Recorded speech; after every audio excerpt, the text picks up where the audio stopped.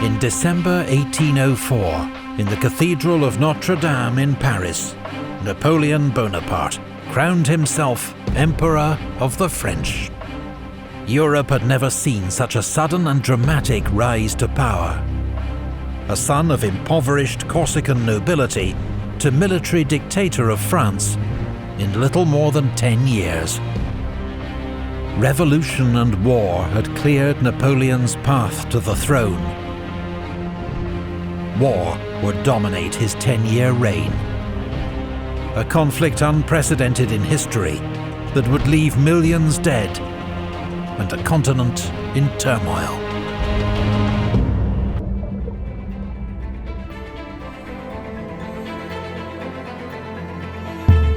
In 1809, Napoleon Bonaparte, Emperor of the French, was at the height of his power.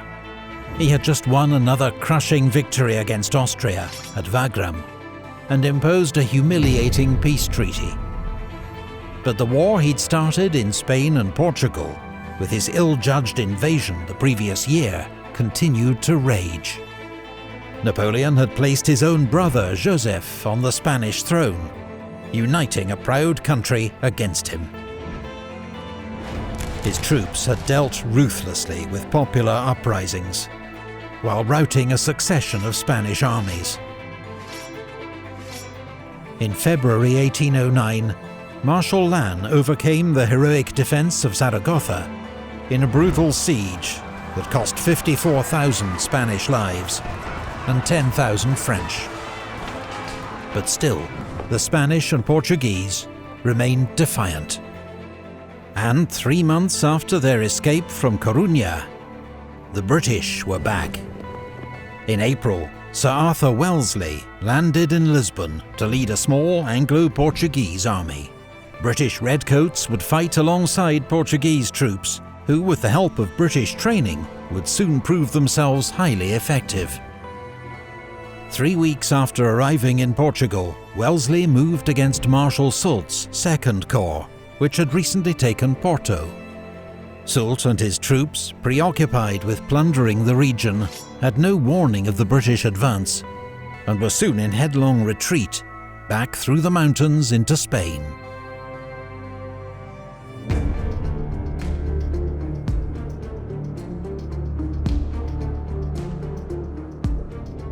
Having secured Portugal for the time being, Wellesley planned a joint campaign with General Cuesta, commanding the Spanish army of Extremadura.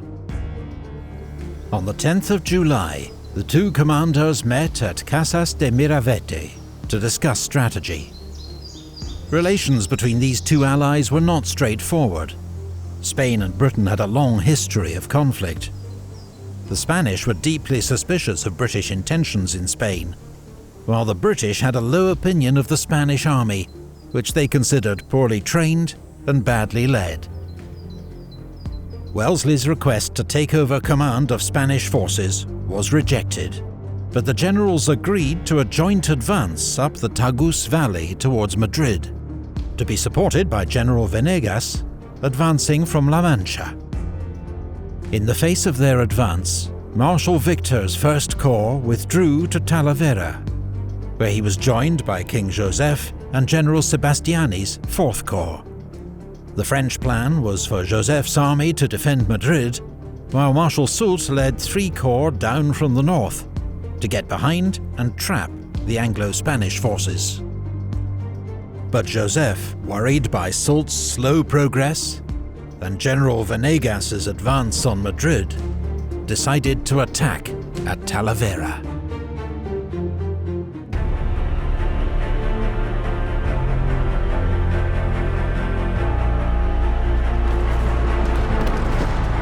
The Battle of Talavera saw British infantry bear the brunt of the French assault. They stood firm and repelled the enemy with disciplined musket fire and bayonet charges. Talavera was a small battle compared to the great clashes fought that year in Austria, but it proved that under Wellesley, Britain's small, well-drilled army was a force to be reckoned with, even though in the short term, victory achieved little.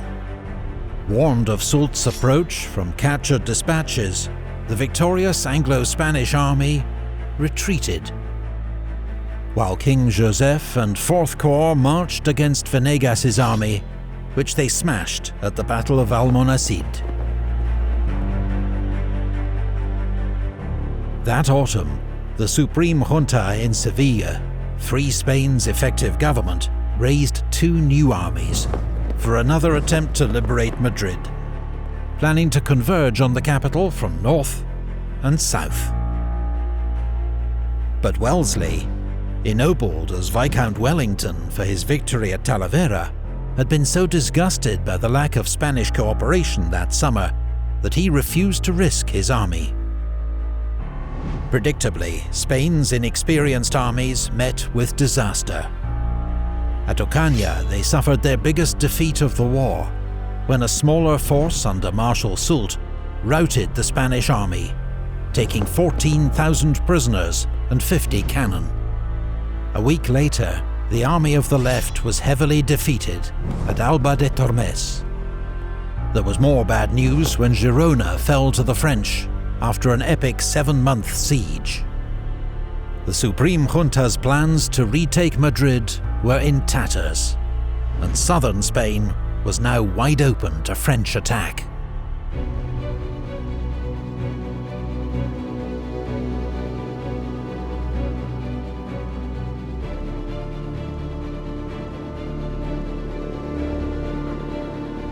In January 1810, King Joseph marched south with an army of 60,000 men.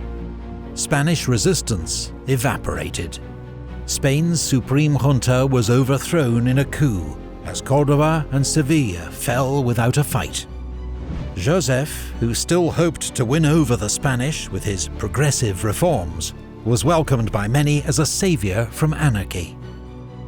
Only Cadiz held out, its defences reinforced by a British naval squadron, and was besieged by Victor's 1st Corps. Meanwhile, Napoleon sent Marshal Massena to Spain with 65,000 reinforcements. He was reckoned one of Napoleon's best marshals, and had just been made Prince of Essling for his heroics in the recent war against Austria. Massena was to lead a 3rd French invasion of Portugal, take Lisbon and chase the British back into the sea. He laid siege to Ciudad Rodrigo, a fortified city controlling one of the main routes into Portugal, which surrendered after 2 weeks' bombardment. Wellington, with only 33,000 men to face Massena's 50,000, retreated. Massena crossed the Portuguese frontier and besieged Almeida. After just 13 hours of bombardment, a lucky French shot hit the Portuguese magazine. 70 tons of gunpowder went up in a devastating explosion that made all further resistance useless. It was a serious blow to Wellington, who'd been relying on Almeida's strong defences to buy him time. At Busaco, he found a strong defensive position and made a stand. Massena's uphill frontal attack failed, at a cost of 4,000 casualties. But the next day, the French found a way to outflank Wellington's position, and his retreat continued. As Massena's army neared Lisbon, his scouts reported something completely unexpected. Stretching across the Lisbon peninsula, protecting the city from attack, they found a new chain of fortifications in 2 major lines. Known as the Lines of Torres Vedras, the British and Portuguese had been constructing these defences for more than a year. Now the lines bristled with more than 100 forts, redoubts and batteries, manned by 30,000 troops and 250 guns. Massena soon discovered the lines were far too strong for him to attack. What's more, a scorched earth strategy had stripped the surrounding countryside of anything that might help the French. While Portuguese partisans attacked French supply columns as they struggled through the mountains to reach Massena's army. Massena faced a grim predicament. Starved of supplies, too weak to attack, unwilling to retreat. But throughout this standoff, it was Portuguese peasants who suffered most of all. When their villages and farms were burned, many took refuge in Lisbon, where thousands died of starvation and disease.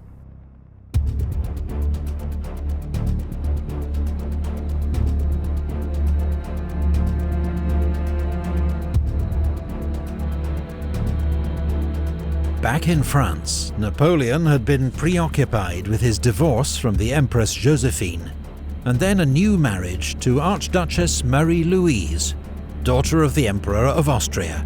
She was now expecting their first child. Nevertheless, from Paris, Napoleon sent frequent orders to his marshals in Spain and Portugal, urging them to take more aggressive action. But when these orders arrived weeks later, they were usually out of date and showed little understanding of the problems his marshals faced. He now ordered Soult, based in Andalusia, to go on the offensive to draw enemy forces away from Lisbon, so Massena could take the city. Soult laid siege to Badajoz, a fortified city that controlled the southern route into Portugal.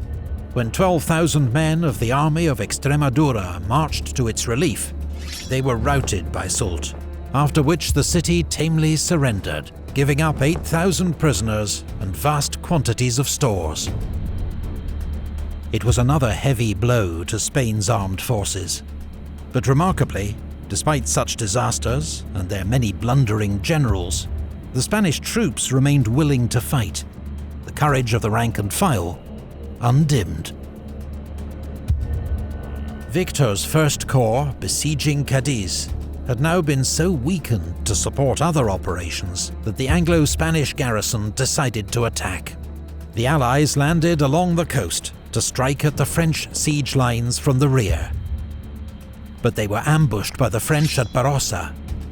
Despite heavy losses, the Anglo-Portuguese rearguard fought off the enemy, but a furious falling out between British commander Sir Thomas Graham and his Spanish counterpart, General La Peña, threw away any advantage. Soult, alarmed at these developments, marched back to Andalusia.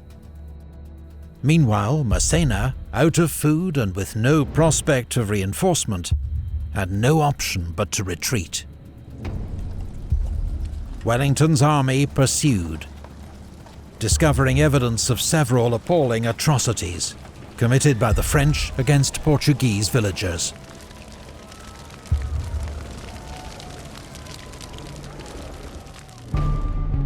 There were running battles with the French rearguard, brilliantly commanded by Marshal Ney, until he was sacked by Massena for criticising his leadership.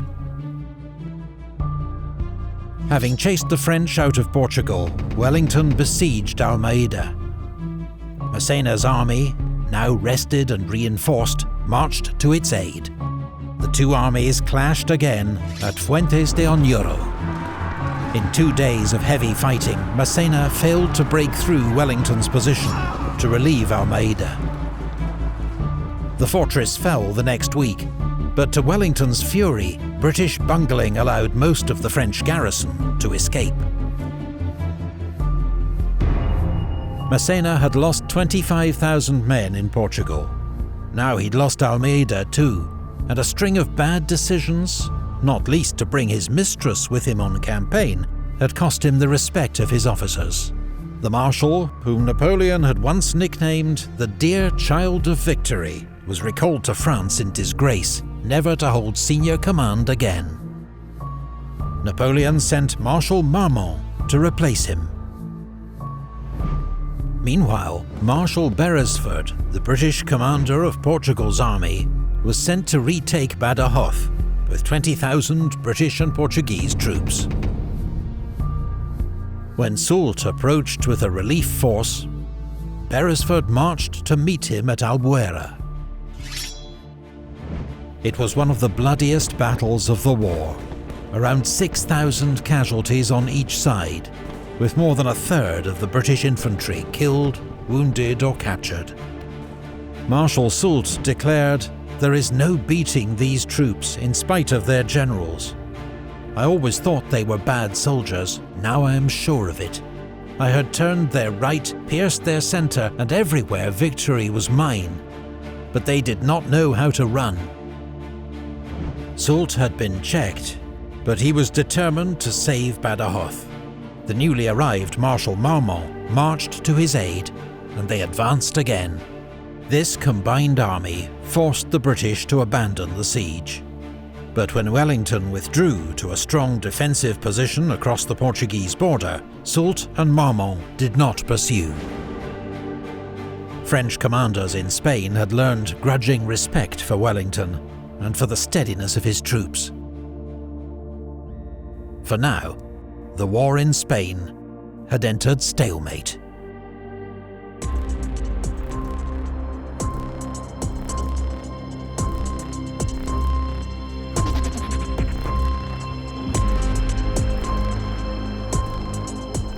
While British, French and Spanish armies crisscrossed Spain and Portugal, another war was fought every day in the mountains, hills and woods. From 1808, Spanish and Portuguese civilians, militias and ex-soldiers began taking up arms against the hated French invader. They waged a war of ambushes and hit-and-run raids, known in Spanish as La Guerrilla, the Little War. Its fighters became known in English as guerrillas. Britain's Royal Navy supplied vital weapons, stores and money, often landing them behind enemy lines. Much of Spain's rugged countryside fell under the control of the guerrillas. North of Madrid, Juan Martín Díez, an ex-soldier known as El Empecinado, the Stubborn, led a guerrilla band 6,000 strong. In Navarre, Esposimina, a former peasant, ran a highly organised band that caused havoc for the French, capturing convoys and couriers on the strategic Burgos-Bayonne road, and branding Viva Mina on the forehead of collaborators. While in the west, Julian Sanchez, known as El Charro, led the self-styled Lanceros de Castilla. El Charro himself wore a French hussar's cap, its eagle symbolically turned upside down. There were dozens more bands operating across Spain, though a few were no better than bandits, terrorizing civilians as often as the enemy. The guerrilla war was merciless, marked by hideous atrocities on both sides. A French soldier's greatest fear was to be taken alive by the guerrillas, who often tortured their prisoners before killing them. Tens of thousands of French troops were tied down by this people's war, guarding outposts or patrolling the countryside. The roads were so dangerous for French messengers that they required cavalry escorts of 200 men or more. Many still didn't get through, their valuable dispatches forwarded to Wellington, for whom they became an invaluable source of intelligence. The war in Spain would ultimately cost the lives of 260,000 French soldiers. As was typical in wars of this era, the great majority, 3 out of 4, died from disease. The twin threats faced by the French in Spain, a well-led regular army under Wellington, alongside a popular insurgency, left them with an impossible strategic dilemma. If their armies remained dispersed to fight the guerrillas, Wellington could attack. But if they concentrated to defeat Wellington in battle, huge swathes of the country would quickly fall to the guerrillas. This was Napoleon's Vietnam, or his bleeding ulcer as he called it, a war that cost his empire an average of 100 casualties every day, with little prospect of victory. And in 1812, as Napoleon launched his gigantic invasion of Russia, Wellington and the guerrillas launched their own offensive, that would turn the war in Spain on its head.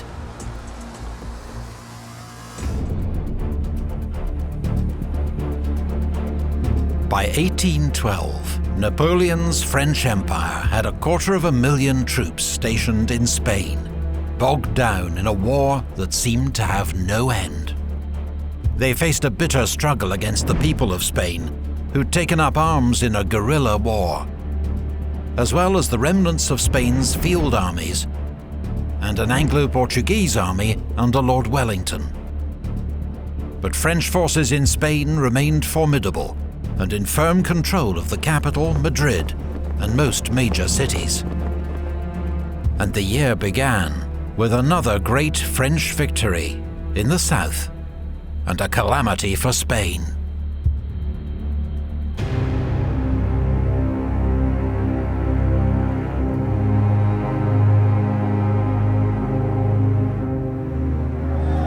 Spain and Portugal would become a graveyard, not just for young French conscripts, but for the reputation of some of France's most famous generals.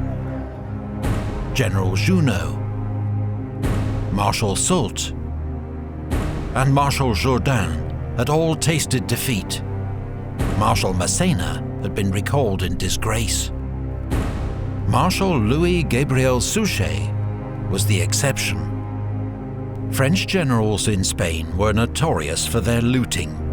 Soult, based in Andalusia, was probably the worst, reckoned to have stolen 1.5 million francs worth of art from Spanish monasteries and churches.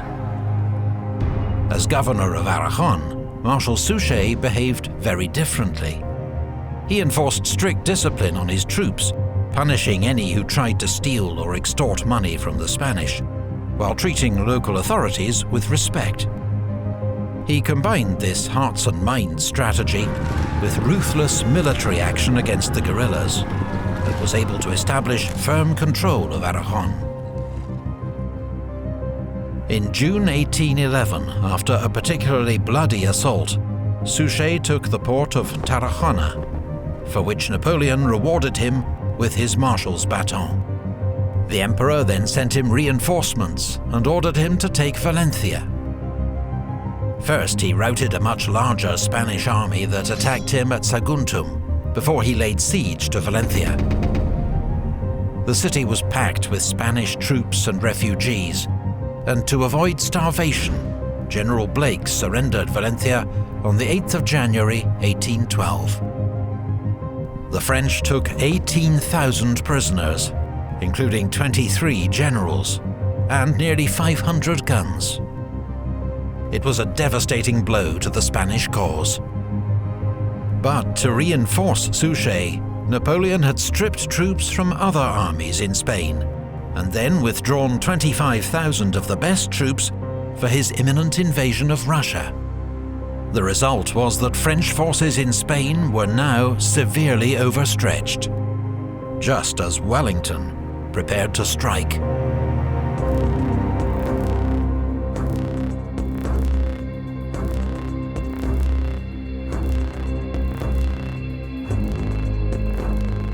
Spanish guerrillas kept Wellington well informed of French movements, and learning that the forces facing him in western Spain had been much weakened, he decided to go on the offensive, to strike a blow before the French could concentrate against him. On the day that Valencia fell, he laid siege to Ciudad Rodrigo on the Portuguese-Spanish frontier. Eager to take the city before Marshal Marmont could march to its relief, he ordered an assault after just 10 days. It succeeded, though Major General Crawford of the Light Division was among 300 killed. Wellington then marched south to besiege the much more strongly defended city of Badajoz.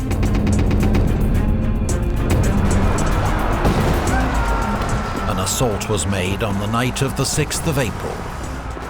The first wave attacking the main breach were slaughtered. But what was supposed to be a diversionary attack on the city's castle with scaling ladders succeeded, and the city soon fell. The storming of Badajoz cost the British 3,700 casualties. In the aftermath, survivors went on the rampage, drinking, looting and raping, and killing more than 100 Spanish civilians, before British officers finally restored order. Wellington had secured the two main routes between Spain and Portugal. Now he sent his most reliable subordinate, General Hill, with a small Anglo-Portuguese force to destroy the bridge over the Tagus at Almaraz. This was a vital link between Marmont's Army of Portugal and Soult's Army of the South, as the next usable bridge was at Toledo, 90 miles east. The bridge was well guarded by forts and redoubts, but Hill led a swift and daring assault. The French defences were taken by surprise. The bridge itself and all the engineering equipment burned, for the cost of just 177 casualties. Wellington was now ready to begin his advance into Spain. Spanish regular forces and guerrilla bands began operations to tie down as many French troops as possible. While from the Bay of Biscay, Sir Hume Popham's naval raiding force made diversionary attacks on French coastal targets. In 4 days, Wellington was at Salamanca, as Marmont, outnumbered, withdrew behind the Douro River. But when reinforcements arrived, he crossed the river again. For 6 days, Marmont tried to march around Wellington's flank, but the British general matched him move for move, their two armies marching in parallel, often within sight of each other. But on the 7th day, Marmont blundered.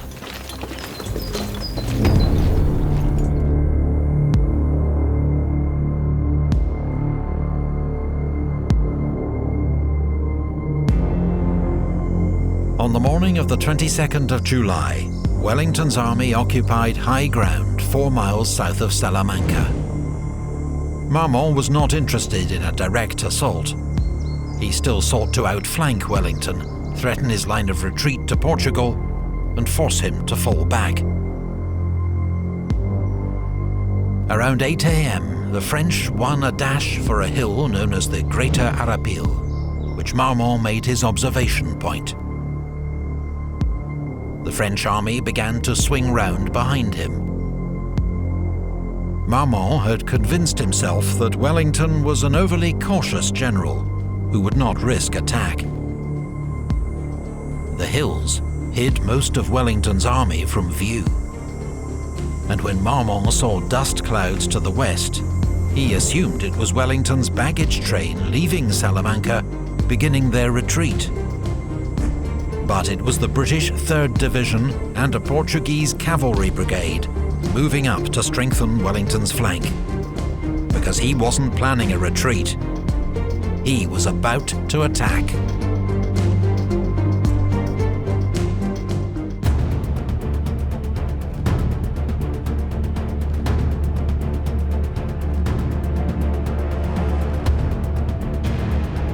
Around 2 p.m, Marmont ordered the 5 infantry divisions waiting in the woods behind him to march west, to cut off Wellington's imagined retreat. General Moukoun's 5th Division, in the lead, stopped to engage what was presumed to be the British rearguard in the village of Los Arapiles. General Thomier's 7th Division continued west past it. Wellington watched as the French left flank became increasingly strung out, and knew it was an opportunity too good to miss. He galloped 3 miles across country to the 3rd Division to give the crucial orders in person. Many of his staff officers struggled to keep up. On arrival, he instructed the division's commander, his own brother-in-law, Edward Pakenham, to attack and drive everything before him.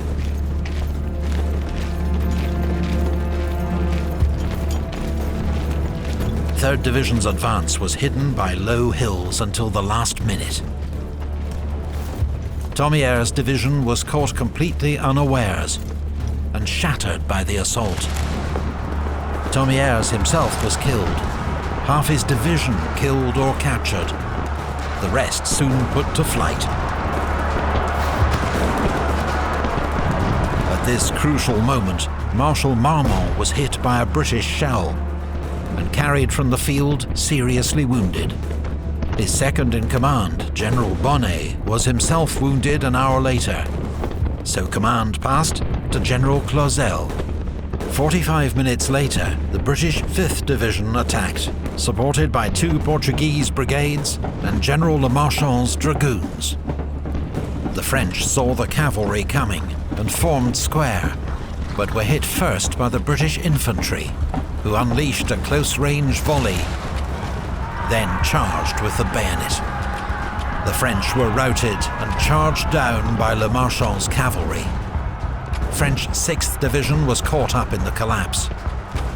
Le Marchand himself was shot from the saddle, but his brigade had helped destroy 8 French battalions and capture 2 Eagles. Wellington's echelon attack continued, as Cole's 4th Division advanced in the centre. But Pack's Portuguese brigade was thrown back from the Greater Arapil, and the whole division was soon falling back in disorder. Despite the devastation of his army's left flank, General Clausel decided to launch an attack on the Lesser Arapil, the hinge of Wellington's position. If it could be taken, he might still snatch victory from the jaws of defeat. But the French advance was met by fresh troops of Clinton's 6th Division, who poured volleys of musket fire into the French columns. They began to fall back. The French army had lost the will to fight on, its soldiers streaming away into the woods behind them. General Ferré's 3rd Division mounted a brave rearguard action to buy the rest of the army time to escape, but it faced a hopeless task. It was soon outflanked by the British 5th Division, and Ferré himself was killed. Only General Foy's 1st Division escaped in good order. With darkness falling and his army exhausted, Wellington called off the pursuit.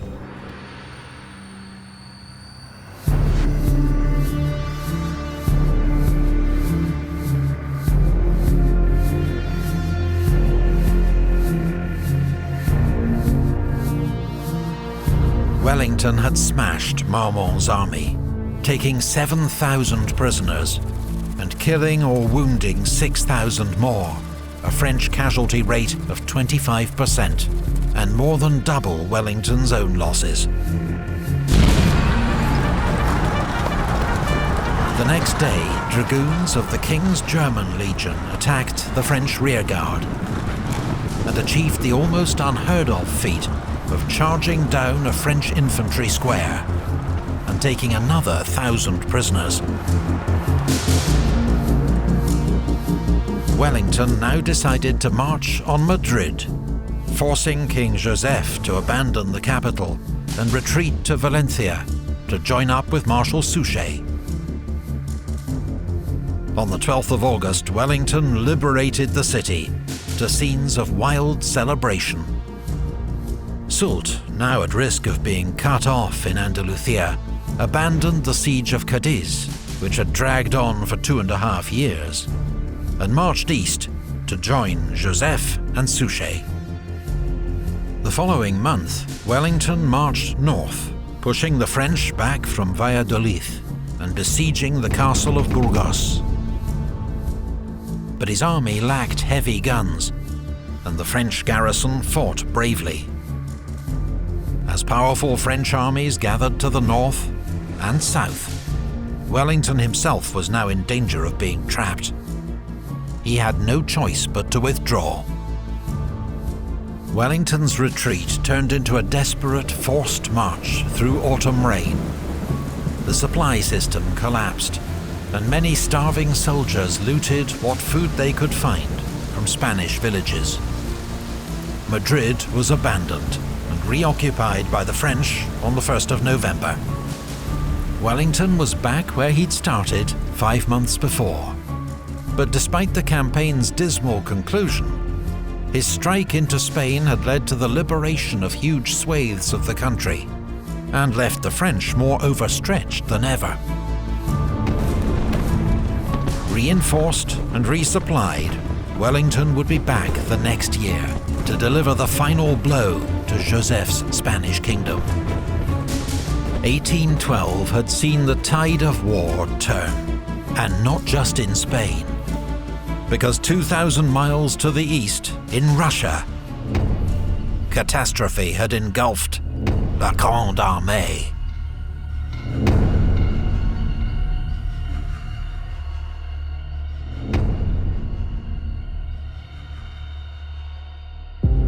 In 1807, following his defeat of the Russian army at Friedland, Napoleon had travelled to Tilsit to meet the Russian Emperor Alexander. During their celebrated encounter, the two emperors formed a friendship and made an alliance. But it was not to last. Over the next 5 years, relations between France and Russia cooled dramatically. The Russians were irritated by Napoleon's creation of a Duchy of Warsaw in Poland, which they regarded as meddling in their own front yard. They feared it would lead to the return of a fully fledged Polish state, a traditional thorn in Russia's side. Then there was Napoleon's offer to marry Alexander's sister, Grand Duchess Anna Pavlovna, to cement their alliance. But the Romanovs hated the idea, and after a year of Russian prevarication, Napoleon married Marie-Louise, daughter of the Austrian emperor, instead. Later that year, Napoleon broke a guarantee made at Tilsit and annexed the Duchy of Oldenburg, ruled by Alexander's sister's father-in-law. Worst of all was the fallout over the continental system, Napoleon's not very effective economic blockade against Britain, designed to cripple his most steadfast enemy. Alexander had agreed to join the continental system at Tilsit, but it was hugely unpopular in Russia and ruinous to her finances during a period of economic crisis. When Napoleon found out that Russia was flouting the rules of the system and had resumed an illicit trade with Britain, he was furious. With both emperors accusing the other of bad faith, their two countries began preparing for war.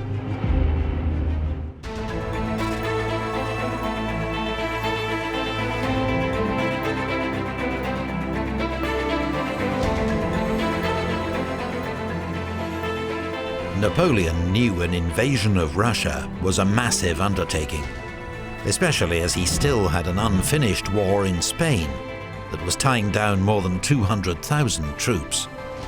Nevertheless, in 1811 he began to assemble the largest army Europe had ever seen, around 600,000 men, though less than half of them were French. The rest came from allied states across Europe. There was a Polish corps from the Duchy of Warsaw, led by Prince Poniatowski, a corps from each of the German kingdoms of Saxony, Westphalia and Bavaria, from the Kingdom of Italy, as well as Swiss, Dutch, Croat, Spanish and Portuguese units scattered throughout the army. There were even contingents from Prussia and Austria, France's recent enemies, now uneasy allies. Some of these allied troops, such as the Poles and Germans, were as reliable as their French counterparts. Others were very inexperienced, or like the Prussians and Austrians, reluctant to be there at all. This gigantic formation was deployed in 3 armies. The main force under Napoleon himself, another led by his stepson Eugène, and a third led by his younger brother Jérôme, King of Westphalia. Neither of these two were experienced commanders. Though one would distinguish himself on campaign, the other would not. On their left flank, Marshal MacDonald led 10th Corps with a large Prussian contingent, while the right flank was guarded by General Schwarzenberg's Austrian Corps. Another 100,000 troops were in reserve, including Marshal Victor's 9th Corps. Initially, the Russians only had 220,000 men to face this juggernaut, organized into Barclay de Tolly's First Army, Prince Bagration's Second Army, and General Tomasov's Third Army. They would be outnumbered 2-1. But in the run-up to war, Russia scored two crucial diplomatic triumphs. Sweden had been at war with Russia just 3 years earlier, a conflict which cost her Finland. By a curious turn of events, Sweden was now ruled by Napoleon's ex-marshal Bernadotte. But after Napoleon occupied Swedish Pomerania without warning, a furious Bernadotte promised Russia that Sweden would remain neutral. Meanwhile, a peace treaty with the Ottoman Empire ended Russia's 6-year war against its southern rival. These two agreements secured Russia's flanks from any strategic threat, and freed up troops to face Napoleon's invasion.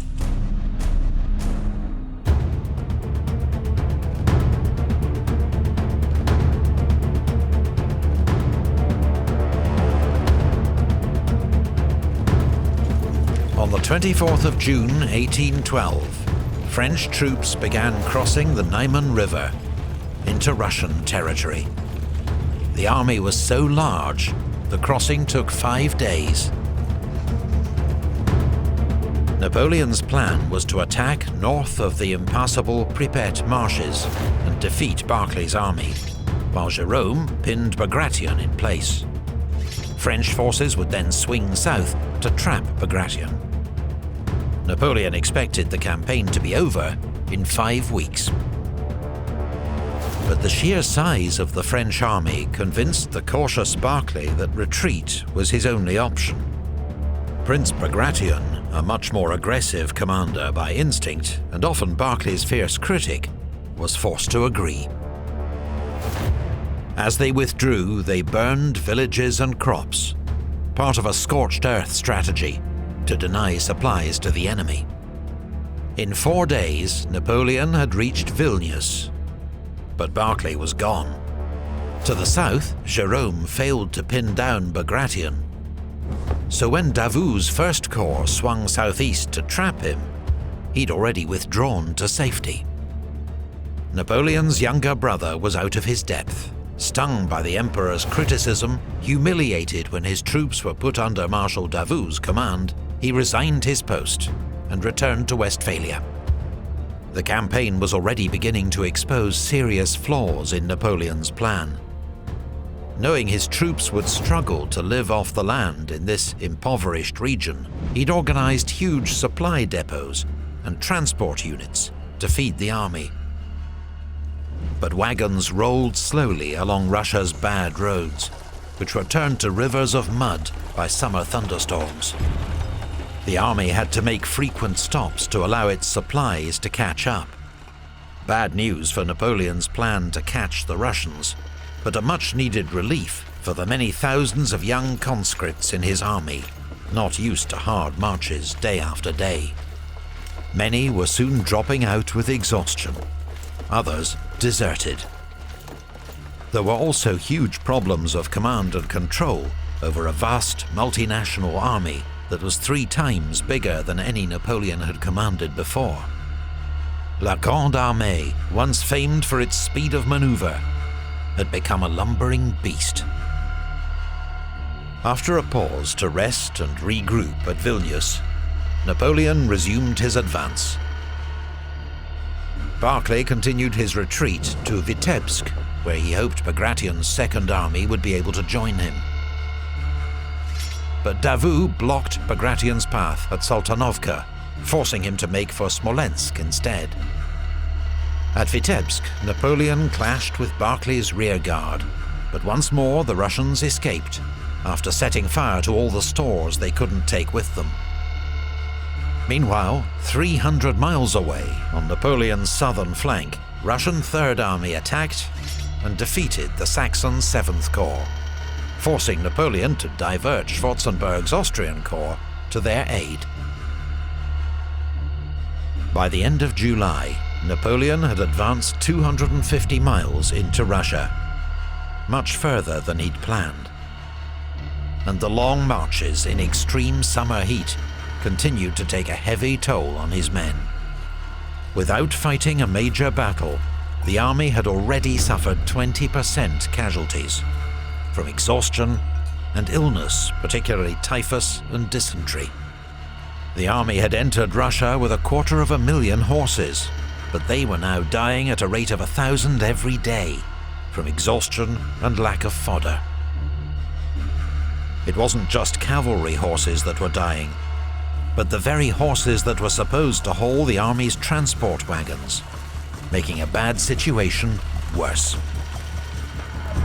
This crisis in horsepower came just as the French light cavalry, Napoleon's eyes and ears, met their match in Russia's Cossacks.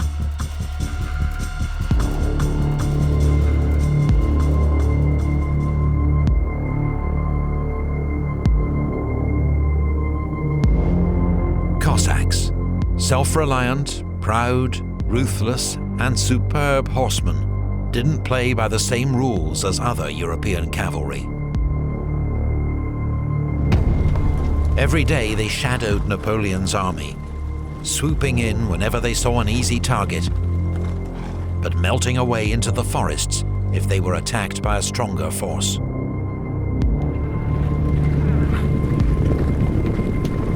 Cossacks, as well as Russian partisans, made hit-and-run attacks on French supply lines and depots, forcing Napoleon to divert thousands of troops to their defense. Alongside Russian regular light cavalry, they also prevented French patrols from carrying out reconnaissance, which meant that Napoleon often lacked good information about roads or the enemy's whereabouts. Napoleon stayed 16 days at Vitebsk, resting his troops and considering his options. Among his many mounting concerns was the security of his long, exposed flanks. But at Vitebsk, he received news that Schwarzenberg had defeated the Russians at Gorodnya. A week later at Polotsk, a French Bavarian force fought Wittgenstein's Russian First Corps to a standstill. Napoleon's flanks were secure, for now. Although his main force had been reduced to less than half its original strength, Napoleon decided to push on to Smolensk and try to force the Russians into a decisive battle for the city. Barclay was indeed under pressure to give battle from fellow commander Prince Bagration and Emperor Alexander in St. Petersburg. The army's morale and Russia's honor required it, they told him.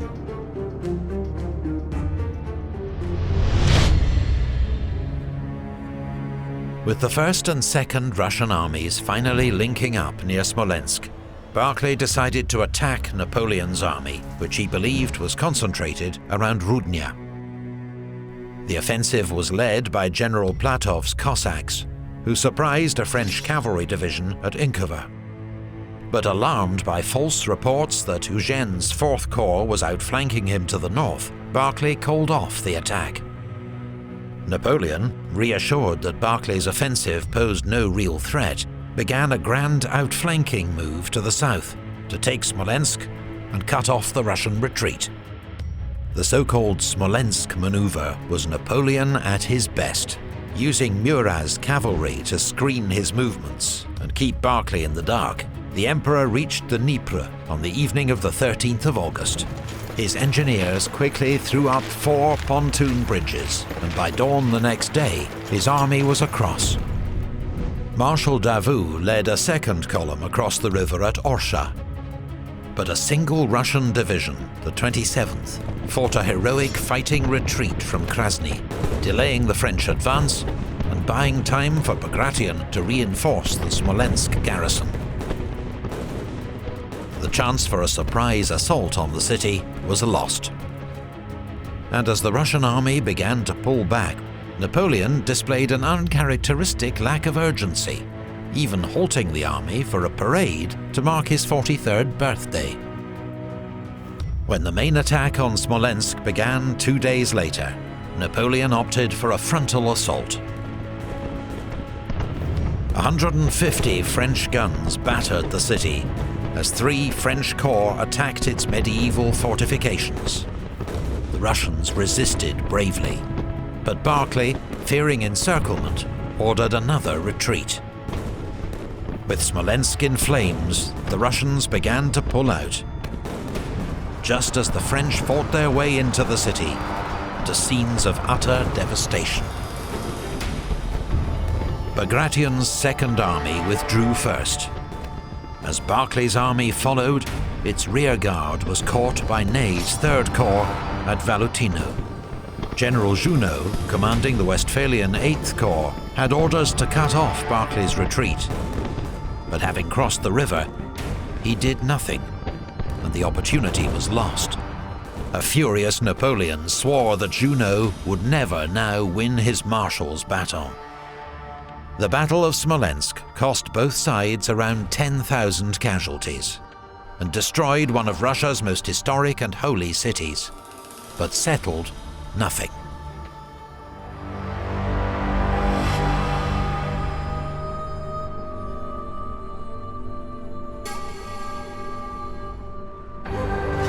After the missed chance to defeat the Russians at Smolensk, Napoleon paused once more to consider his options. His men were weary and far from home, and it was already late in the campaigning season. He considered sitting out the Russian winter at Smolensk and resuming the campaign in 1813. But now he was just 230 miles from Moscow. A century earlier, Peter the Great had moved Russia's capital to St. Petersburg, but Moscow remained its historic and spiritual heart, a prize for which the Russians had to fight. Napoleon, always a gambler, decided to push on. The Russians faced their own dilemma. Emperor Alexander had experienced a kind of religious epiphany that summer and rallied the Russian people to the country's defense, describing the war with Napoleon as a war to save Holy Mother Russia from the Antichrist. For months, the emperor had received conflicting advice to stand and fight or retreat. Now he decided change was needed. The cautious General Barclay kept his job, but the emperor summoned General Mikhail Kutuzov to take overall command of Russia's armies. Kutuzov had been beaten by Napoleon at Austerlitz 7 years before, but he'd since won several victories against the Ottoman Empire and was a true Russian, loved by the troops.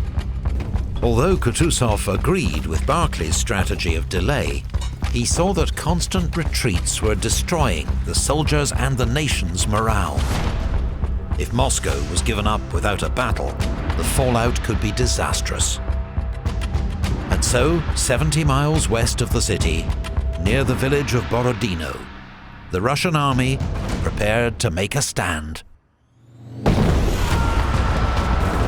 Europe was about to witness the bloodiest day's fighting of the Napoleonic Wars.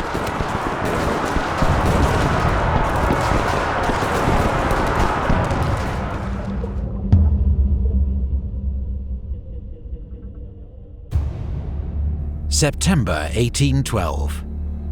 10 weeks had passed since Napoleon invaded Russia with more than 500,000 men. The French Emperor wanted a quick victory over the Russians, one that would force Emperor Alexander to make peace and agree to French terms. But at Vitebsk, and then Smolensk, the outnumbered Russian army had narrowly escaped his clutches. The holy city of Smolensk had been virtually destroyed. Napoleon had advanced deep into Russia, and months of marching had left his army decimated by disease and exhaustion. It was now half its original strength, and summer was nearly over. But finally, 70 miles west of Moscow, near the village of Borodino, the Russians had turned to offer battle. Napoleon would have a chance to win the decisive victory that he believed would end the war.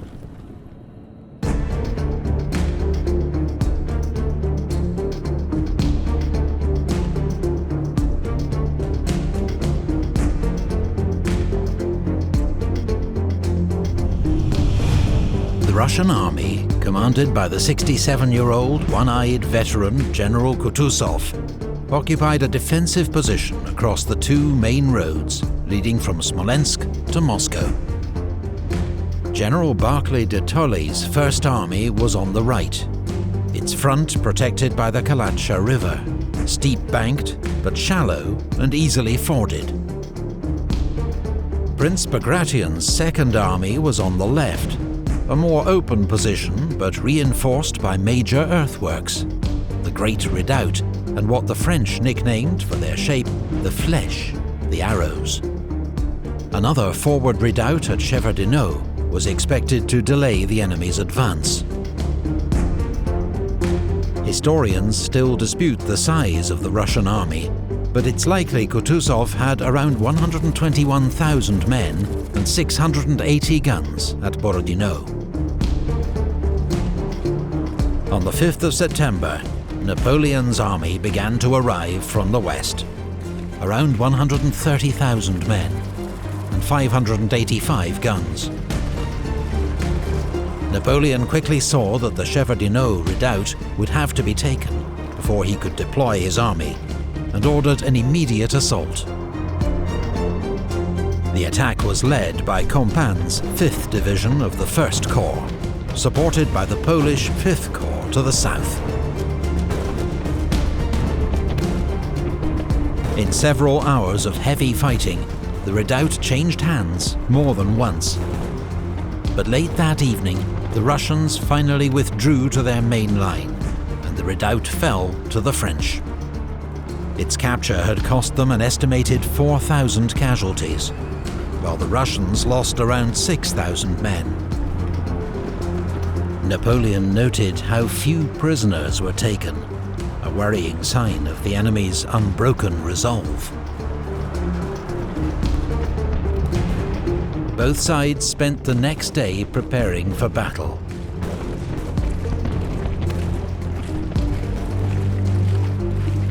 Marshal Davout, commanding French First Corps and widely considered Napoleon's most able subordinate, appealed to the Emperor to use his corps to make a wide, outflanking attack to the south. But Napoleon dismissed the idea as too risky, and instead began preparing for a massive frontal assault on the Russian defences.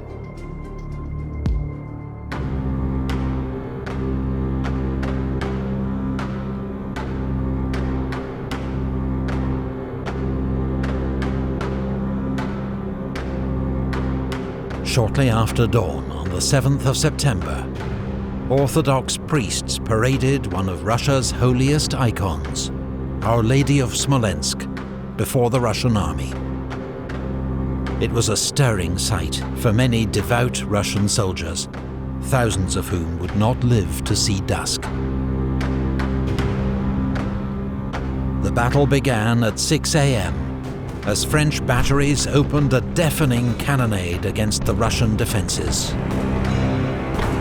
Eugene's 4th Corps advanced on Borodino village, lightly held by Jaegers of the Russian Imperial Guard.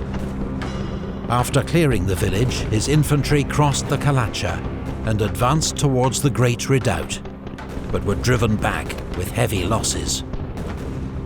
The Russians burned the bridge across the river, but did not launch a counterattack, and Eugene was able to move cannon into the village to put flanking fire on the Great Redoubt.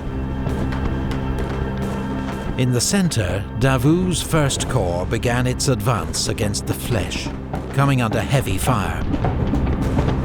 While on the right, the Polish 5th Corps, ordered to take Utitsa, got held up in the woods and ravines. Their slow advance allowed Tushkov's 3rd Corps to send a division north to reinforce the Flèche defences. Kutuzov, at his headquarters in Gorky, took little part in the battle, leaving tactical decisions to his subordinates. Barclay and Bagration had spent most of the summer arguing furiously over strategy, but in the hour of crisis, they put their differences aside. They could see the main French attack was falling on the Russian centre and left. So Barclay ordered General Bagavout's 2nd Corps south to reinforce Bagration.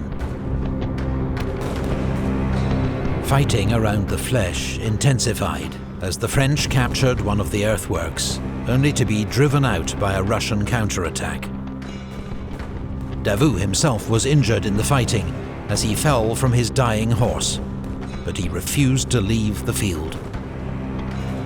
When Russian cavalry counterattacked, Marshal Murat himself led the French cavalry forward to meet them. Ney's 3rd Corps now joined the attack on the Flèches. A charge by Russian cuirassiers forced Murat to take shelter in a square of Württemberg infantry. Murat, with his flamboyant dress and reckless courage, had now even made a name for himself among the Russians. The Cossacks in particular saw him as a kindred spirit, and were eager to capture him alive if they could. To the south, Polish troops now took Utitsa, which the Russians set ablaze before withdrawing. But General Bagavout's reinforcements arrived just in time to shore up the Russian flank. Around 10 AM, Eugène launched another attack on the Great Redoubt. It was briefly captured by Morand's 1st Division, before his men were thrown out by a ferocious Russian counterattack.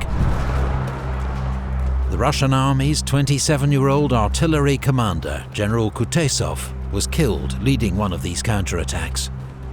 A heroic death, but a blow to the organization of Russian artillery for the rest of the day. Fighting continued to rage around the Flèches earthworks. Some counted as many as 6 major French assaults, involving 45,000 troops, with hundreds of cannon on both sides, pouring fire into the packed ranks. More than once, French infantry fought their way into one of the Russian positions, only to be driven out again at bayonet point. Junot's Westphalian Corps was sent forward in support, helping to clear Russian skirmishers from the woods to the south. General Bagration was close to the action, overseeing the defense of the Flèches, leading forward reinforcements and ordering counterattacks. Around 10 AM, he was hit in the leg by shell fragments. Mortally wounded, he was carried from the field. Shaken by the loss of their iconic commander, the exhausted Russian infantry began to fall back. The French finally took the Flèches.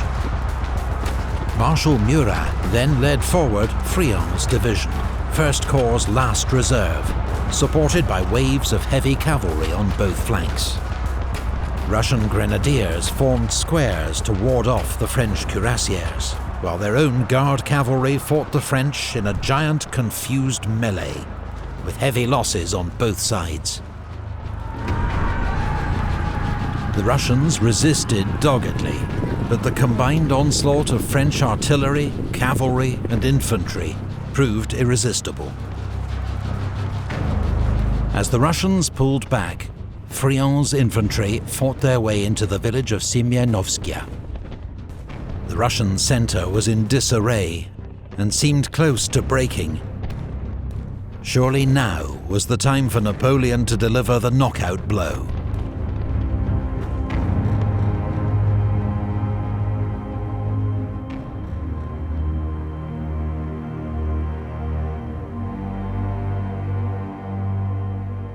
For most of the day, Napoleon remained at his headquarters near Shevardino.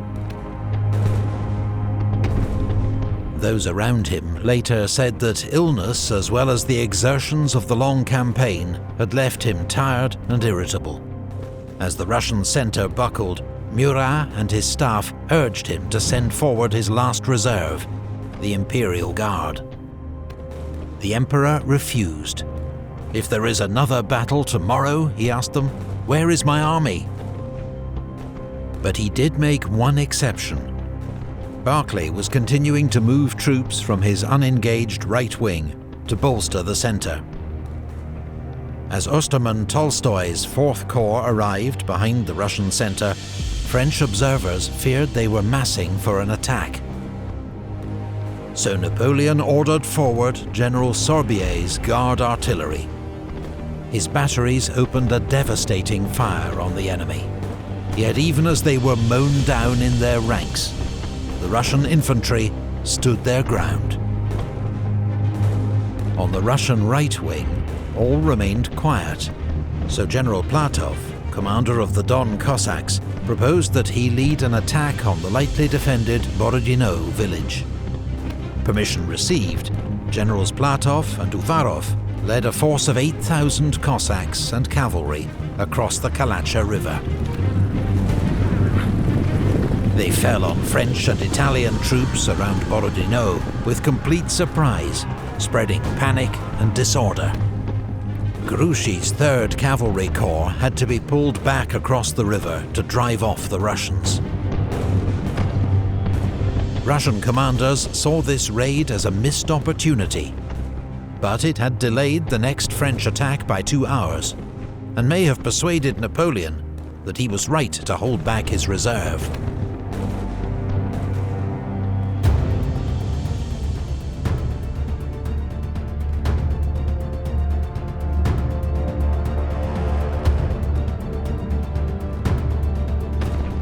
Around 3 p.m, the French launched their biggest assault yet on the Great Redoubt.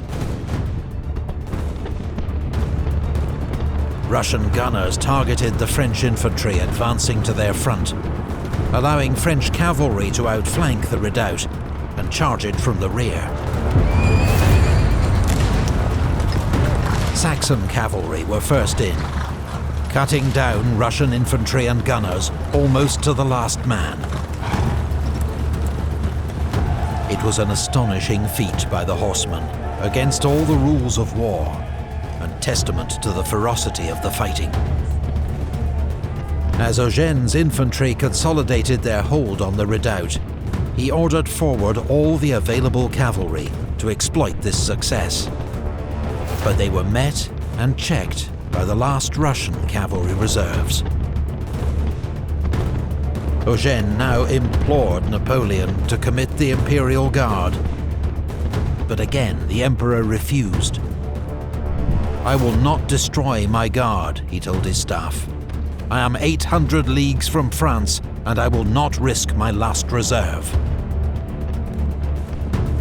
By 5 p.m, both armies were in a state of utter exhaustion. The battlefield was strewn with dead and wounded. Some infantry battalions could muster only a third of their strength. Cavalry could advance no faster than a trot. Gun crews were collapsing with fatigue. As dusk approached, fighting slowly died out across the battlefield. Napoleon and the French army expected the fighting to resume the next day. But by dawn, Kutuzov, having learned the full, horrifying scale of Russian losses, had ordered a withdrawal. The losses on both sides were enormous. Russian casualties are estimated at 44,000. French losses around 30,000, including 49 generals, 12 of them killed. Borodino would prove to be the bloodiest single day of the Napoleonic Wars. The Russian army could not fight another battle until it had received major reinforcements. And so Kutuzov decided that he must abandon Moscow. On the 15th of September, a week after his victory at Borodino, Napoleon entered the city. He would find it virtually deserted, and already the first fires starting to burn.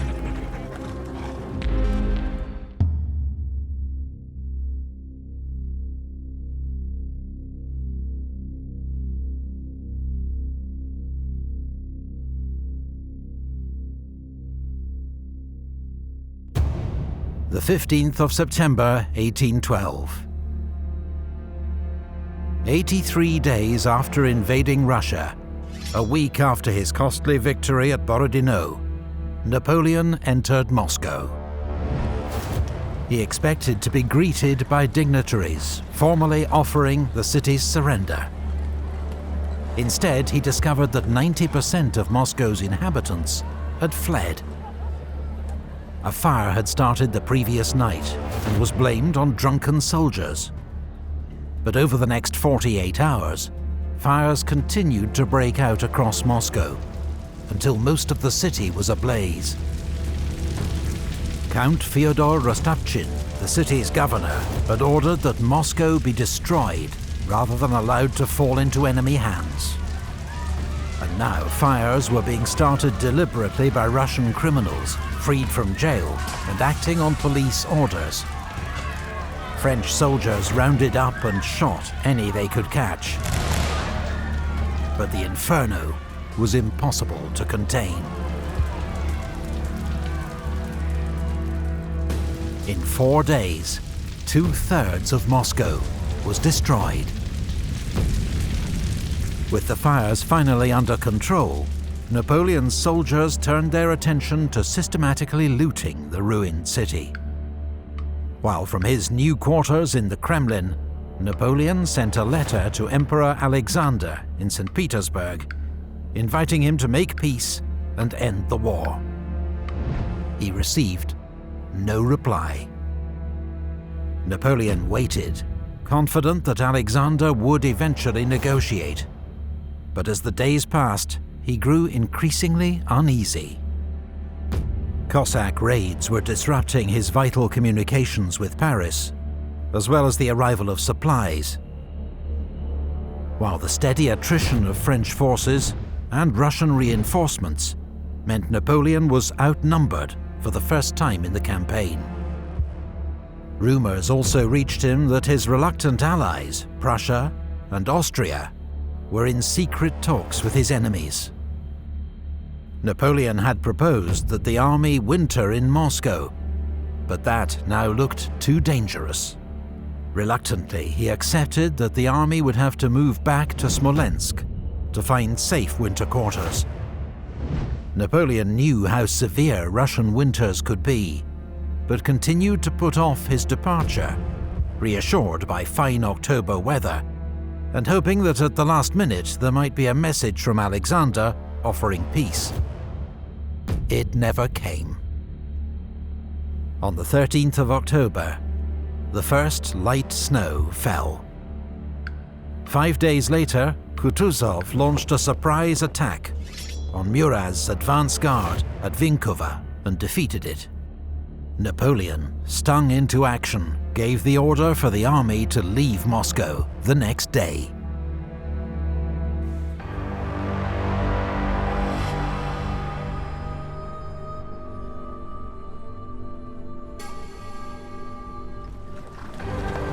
"100,000 men of the Grande Armée left Moscow in a column 10 miles long, with an estimated 40,000 carriages and carts. There were women and children too, army wives and the vivandières, the women who cooked for the soldiers, as well as some civilians.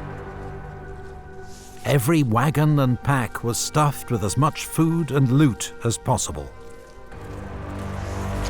As he set off, Sergeant Bourgogne of the Imperial Guard made an inventory of his pack.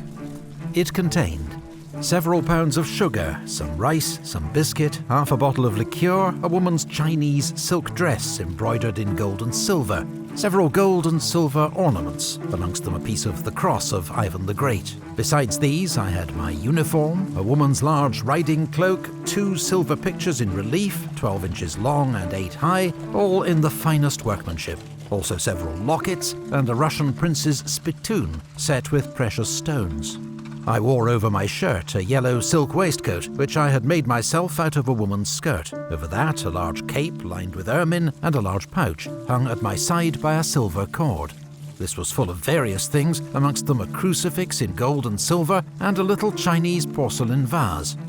Then there were my firearms, powder flask, and 60 cartridges in the box. This heavily encumbered army did not yet realize it was in a race against time. The Russians were beginning to move against the flanks of Napoleon's 550-mile-deep salient.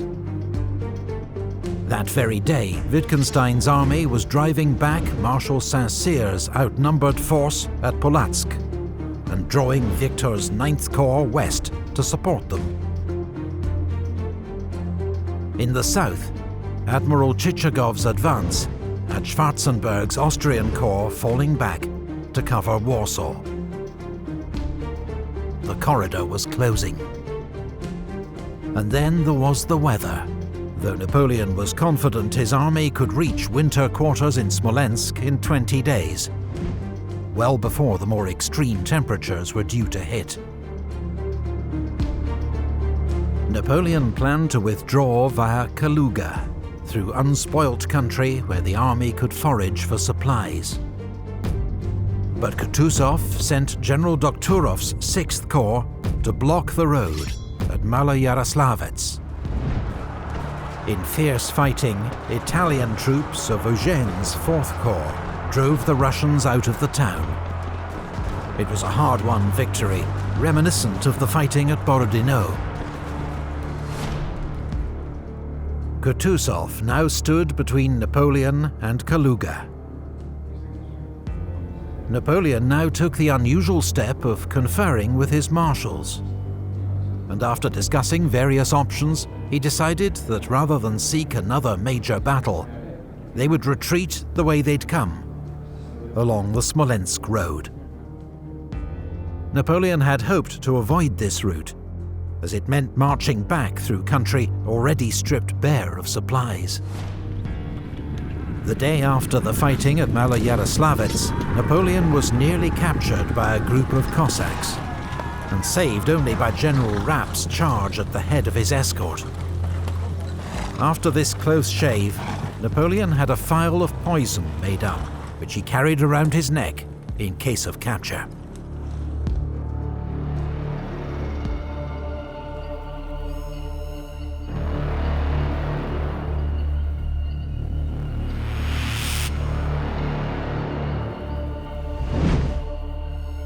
Napoleon's army set off on its new course, shadowed at a respectful distance by Kutuzov's army to the south.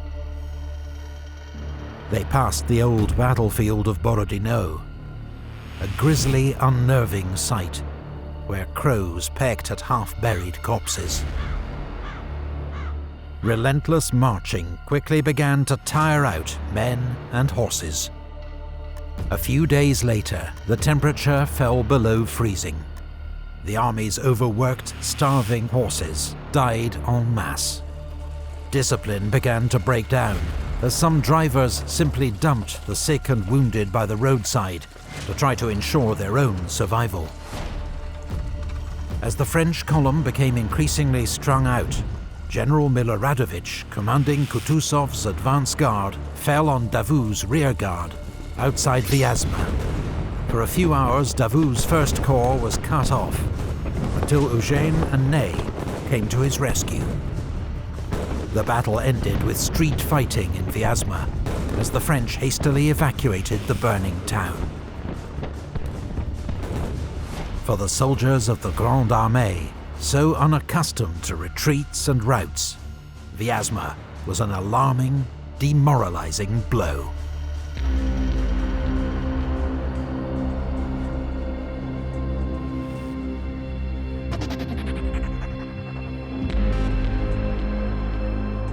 On the 4th of November, it began to snow heavily. The next night, temperatures plummeted to -20 degrees centigrade. Few men or women had proper winter clothing or access to shelter.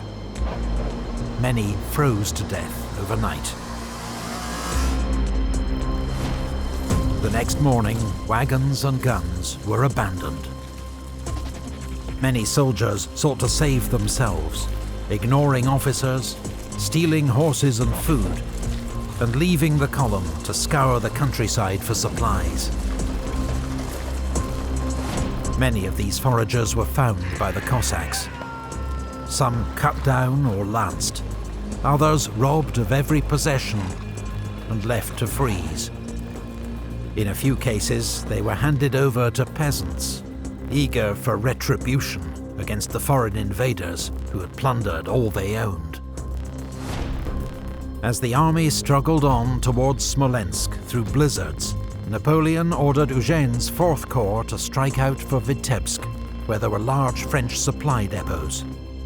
But Vitebsk had already fallen to the Russians. 4th Corps was too weak to fight its way through, and rejoined the army, minus its artillery and most of its baggage. A colonel who saw 4th Corps at this stage described men without shoes, almost without clothes, exhausted and famished, sitting on their packs, sleeping on their knees, and only rousing themselves out of this stupor to grill slices of horse meat or melt bits of ice. Just 3 weeks after leaving Moscow, a third of the army was dead or captured. About half the rest formed a growing army of stragglers, men without units, prepared to fight only to survive. Napoleon reached Smolensk on the 9th of November. The first troops into town ransacked the supply depots, leaving nothing for those who followed, including Ney's rearguard, which arrived 6 days later. Napoleon had hoped to make Smolensk his winter base, but the state of the army and lack of supplies meant the retreat had to continue. But the 5 days he spent there gave Kutuzov time to circle ahead and prepare an ambush.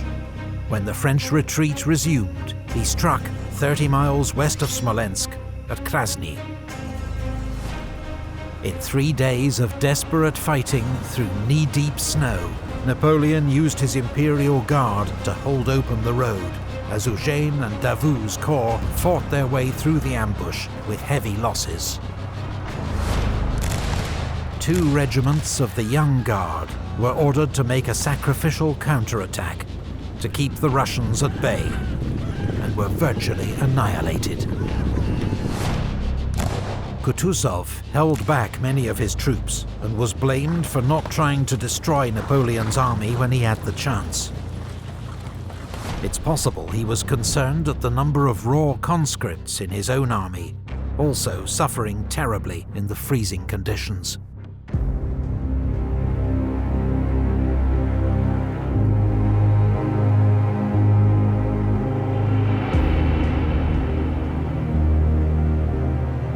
Not every French corps broke through at Krasny. Marshal Ney and his 6,000-strong rearguard arrived on the 18th of November to find the road blocked by 60,000 Russian troops, and no sign of the promised support from Davout's 1st Corps. Ney's men hurled themselves against the Russian lines with desperate courage, but were mown down. Rejecting several invitations to surrender, Ney led the survivors in a daring night crossing of the Dnieper River, then across 45 miles of open country under constant attack from Platov's Cossacks to reach Orsha. By the time Ney rejoined the army, his rearguard was down to just 800 fighting men, leading a column of several thousand stragglers. The army regarded his escape as a miracle, and when Napoleon heard of it, he immediately dubbed Marshal Ney the bravest of the brave.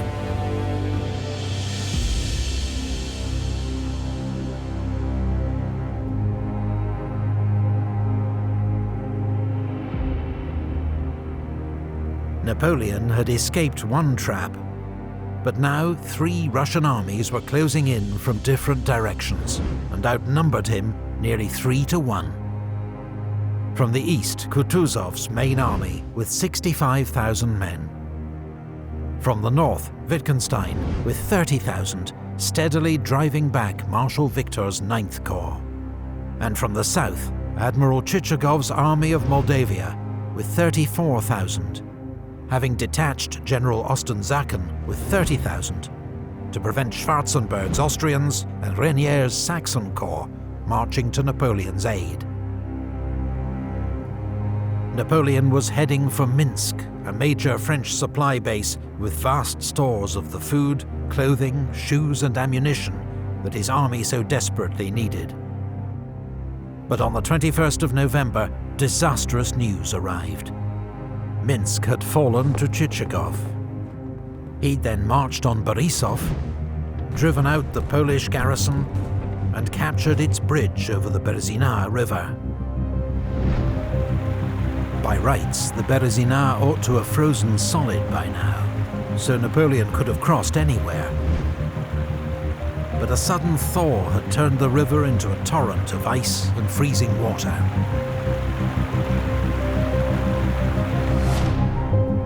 Napoleon was at least joined by the hard-fighting Marshal Oudinot and his Second Corps, which hadn't suffered as badly as the main column on its retreat from Polotsk. Oudinot launched an immediate counterattack on Borisov and retook the town, but couldn't stop the Russians burning the bridge. With no other bridge for miles in either direction, it seemed Napoleon's exhausted army was finally doomed. But there was one sliver of hope. Polish cavalry had found a ford across the river near the village of Studienka. Napoleon issued a flurry of orders. Second Corps was to fake preparations for a river crossing south of Borisov. Victor's 9th Corps, arriving from the north, was to form a rear guard east of Studienka to hold the Russians at bay, while engineers worked as quickly as possible to build pontoon bridges across the river and win Napoleon's army a fighting chance of escape.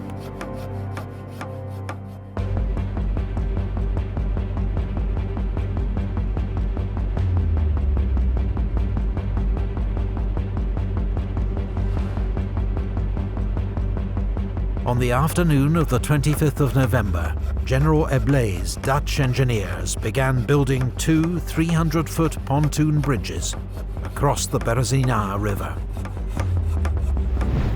They worked day and night, sometimes chest-deep in freezing water, and completed both bridges in less than 24 hours.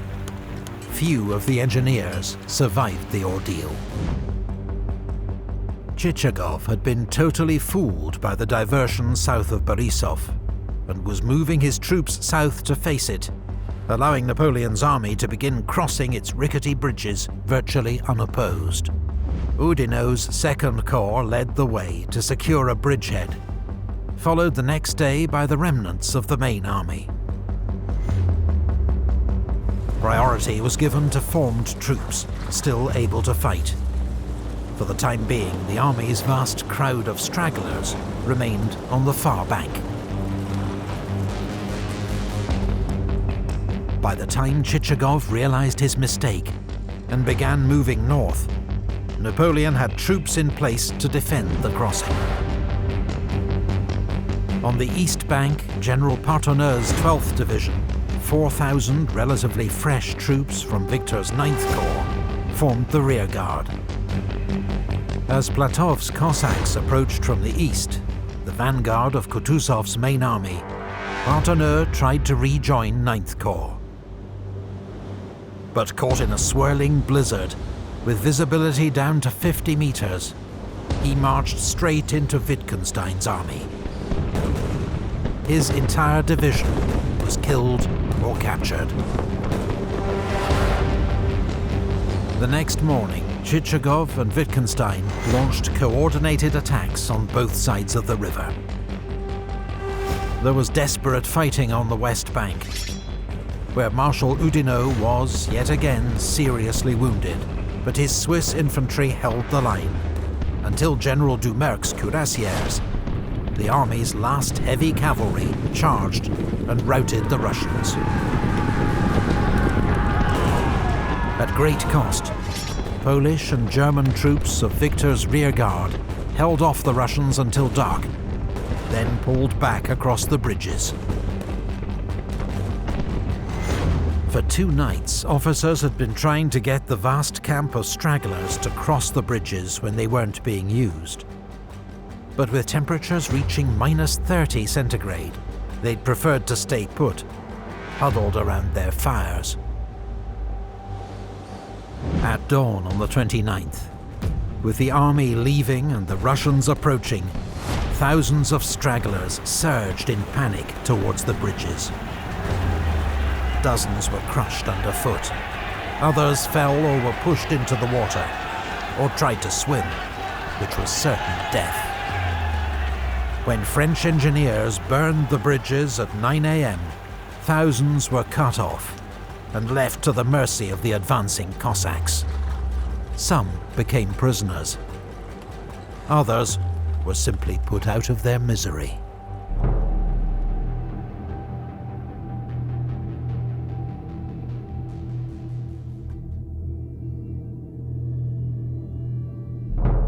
Since the retreat began 43 days earlier, the Grande Armée had marched nearly 500 miles, under constant attack, starved, exhausted, and for the last 23 days, in lethal sub-zero temperatures, without proper clothing or shelter. In that time, the fighting strength of the Grande Armée had been reduced from around 124,000 men to 20,000, with as many stragglers still following the army. As the retreat continued to Vilna, the weather turned even worse, with temperatures falling to -37 degrees centigrade. The Russian armies at least now held back, leaving the winter, the Cossacks and Russian peasants to finish off the invaders.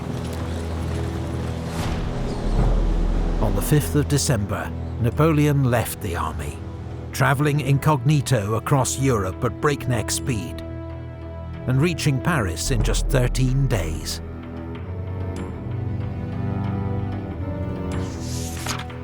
Naturally, English satirists capitalised on Napoleon seeming to abandon his defeated army, and many soldiers did regard it as an act of betrayal.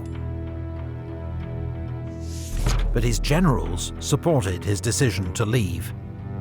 There'd already been one attempted coup against Napoleon in Paris, and there was much work to be done to rebuild the army and reassure France's allies. On the 9th of December, 51 days after the retreat began, around 20,000 ragged survivors of the Grande Armée began crossing the Niemen River back into friendly Polish territory. According to legend, Marshal Ney was the last man across.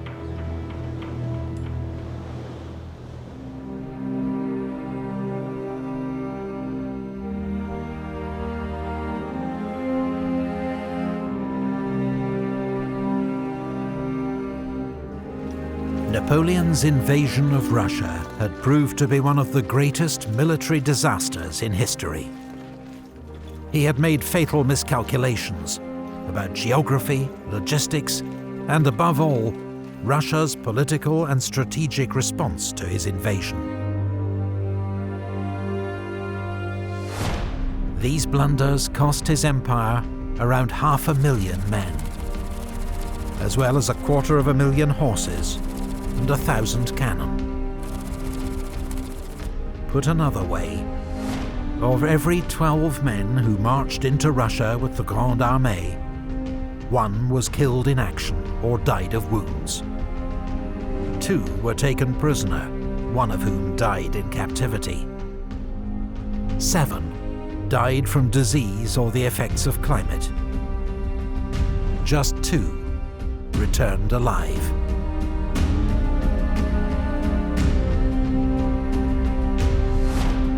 Contrary to myth, many more soldiers had died in the summer advance from heat, typhus and dysentery than were lost in the winter retreat. Russian military casualties were estimated at 150,000, and and a huge but unknown number of civilian deaths. The Russian campaign was a catastrophe for Napoleon. Not just in lost troops and resources, but in damage to prestige and reputation. That winter, all his enemies sensed weakness and prepared to join forces against him. But the Emperor wasn't going down without a fight. Back in Paris, he admitted to his ministers, "Fortune has dazzled me, gentlemen. I've let it lead me astray. Instead of following my plan, I went to Moscow. I thought I'd make peace there. I stayed too long.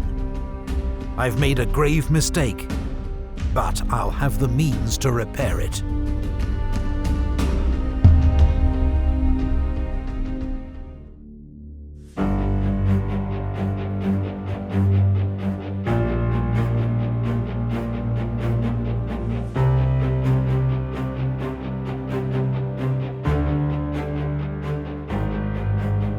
'1812 had been a disastrous year for Napoleon.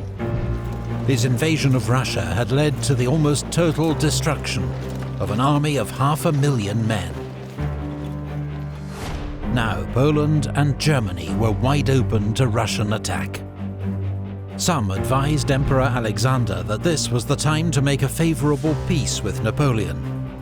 Russia's own armies had been mauled and Western Russia devastated. But Alexander was determined to see Napoleon defeated for good, to free Europe from his clutches, and avenge Moscow's destruction by taking Paris. Napoleon's allies were deserting him. Prussian troops had already agreed a truce with the Russians. Schwarzenberg's corps marched back to Austria, which assumed a policy of watchful neutrality. Napoleon had left Marshal Murat in charge of the remnants of the army, but he left for the Kingdom of Naples, hoping to cut a deal with the Allies that would let him keep his throne. He was replaced by Napoleon's stepson Eugene, who'd proved himself a brave and able soldier in Russia, but was unused to independent command, and now faced odds of 4-1. As Russian forces advanced through Poland, he continued to retreat west, leaving garrisons to hold strategic fortresses, most of which were soon besieged. On the 7th of February, Russian troops entered Warsaw unopposed. Napoleon's Polish client state, the Duchy of Warsaw, effectively ceased to exist. 3 weeks later, Russian troops entered Berlin, while Sweden joined the Allies. Sweden was ruled by Napoleon's former Marshal Bernadotte, now officially known as Crown Prince Karl Johan. Many would accuse him of betraying Napoleon, but he'd always been clear that once he became Sweden's Crown Prince, he'd pursue Swedish interests, which is what he now claimed to do. In exchange for Norway, to be taken from France's ally Denmark, and £1 million from Britain, Bernadotte agreed to join what was now the 6th coalition against France since the Revolution, with an army of 30,000 troops.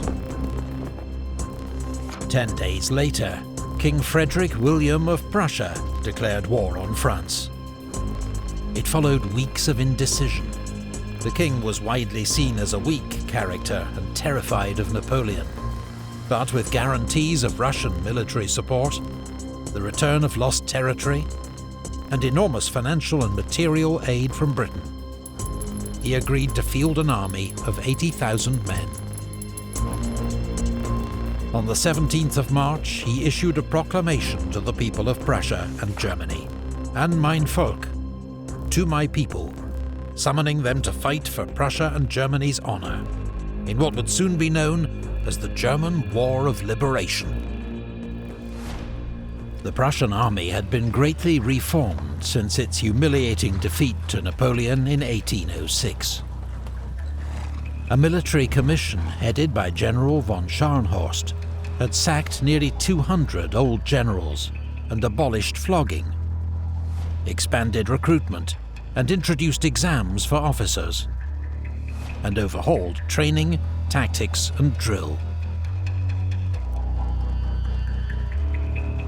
When Napoleon met the new Prussian army in battle 2 months later, he remarked, "These animals have learned something." Small consolation, they'd learned most of it from him.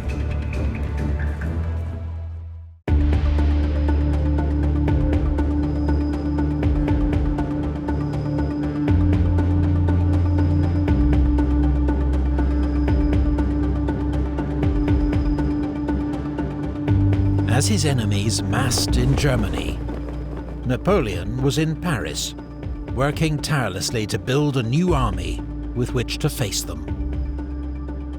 137,000 new conscripts joined the army, and laws passed to call up 100,000 more, while 40,000 veterans from the army in Spain, 16,000 Marines, and 80,000 men of the National Guard, a home defence force, were transferred to Germany. The new conscripts were nicknamed Marie-Louises, after Napoleon's young wife, who'd passed the new conscription laws in his absence.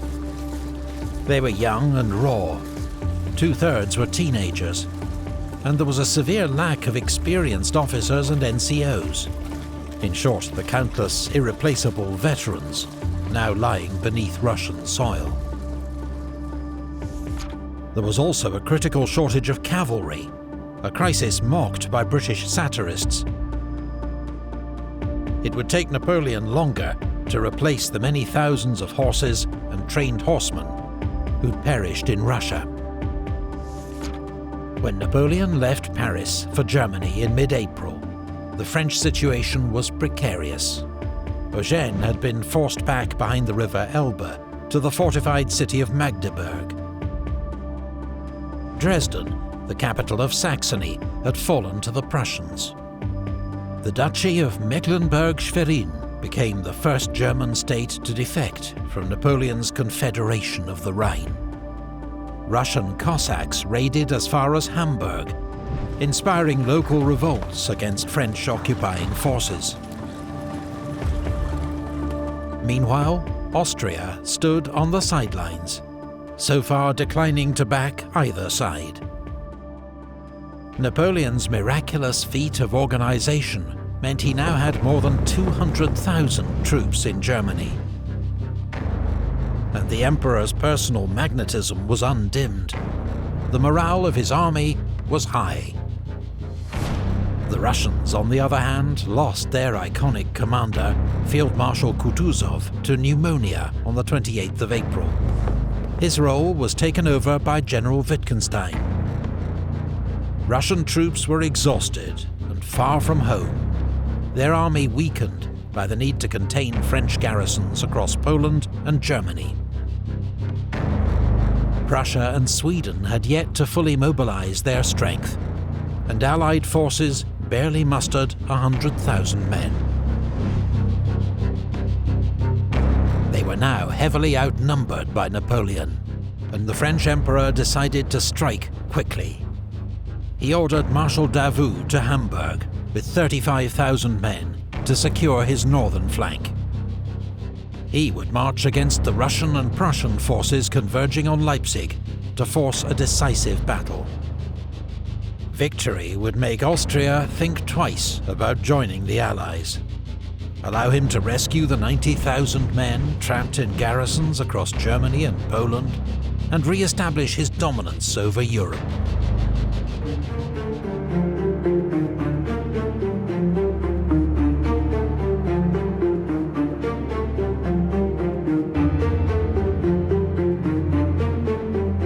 As Napoleon advanced on Leipzig, the Allies faced a predicament: to risk battle against Napoleon's larger army, or give up Germany without a fight, a potentially devastating blow to Allied morale and any chance of winning Austria over to their cause.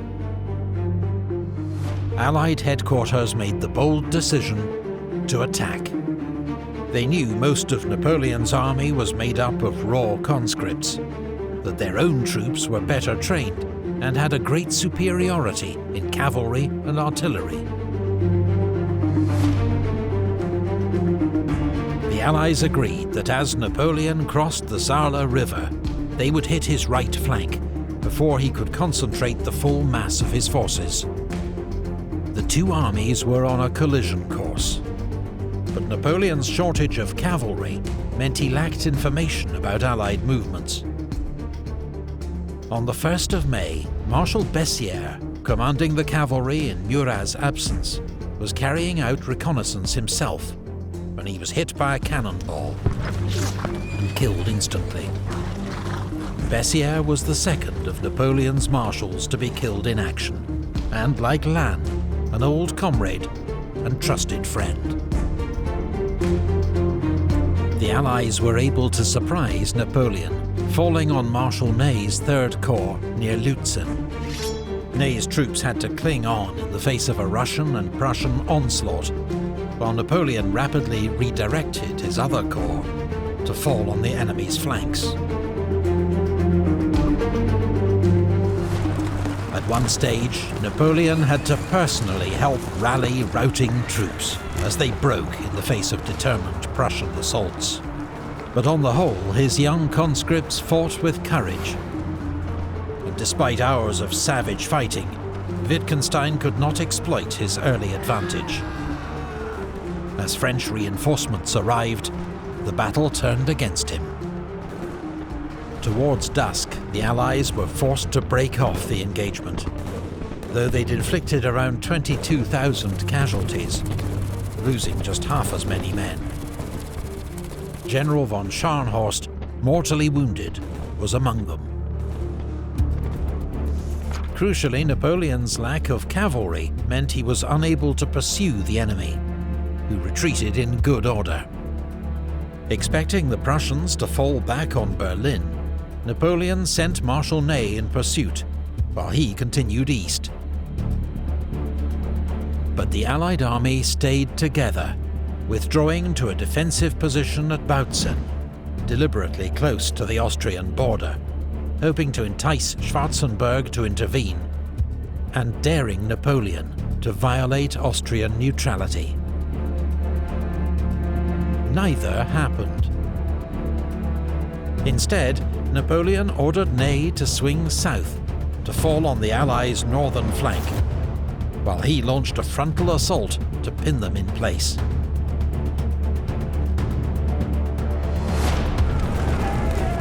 The battle lasted 2 days, as French infantry struggled forward against the Prussian and Russian lines. But a misunderstanding over Ney's orders caused a delay that allowed the Allies to narrowly escape Napoleon's trap. Once more, the Allies fought with great determination and inflicted many more losses than they suffered. There were more casualties during the pursuit, including the next day General Duroc, Grand Marshal of the Palace, responsible for Napoleon's personal arrangements, and his closest surviving friend. Riding with Napoleon's staff, a freak cannon shot ricocheted off a tree and disemboweled him. His slow, painful death deeply upset Napoleon. The Emperor continued his pursuit to Breslau, once again hindered by his lack of experienced cavalry, while Oudinot was sent north to take Berlin, but was held at Luckau by von Bülow's Prussian corps. On the 2nd of June, with both sides strained to breaking point, neutral Austria proposed a ceasefire, which, to the surprise of many, Napoleon accepted.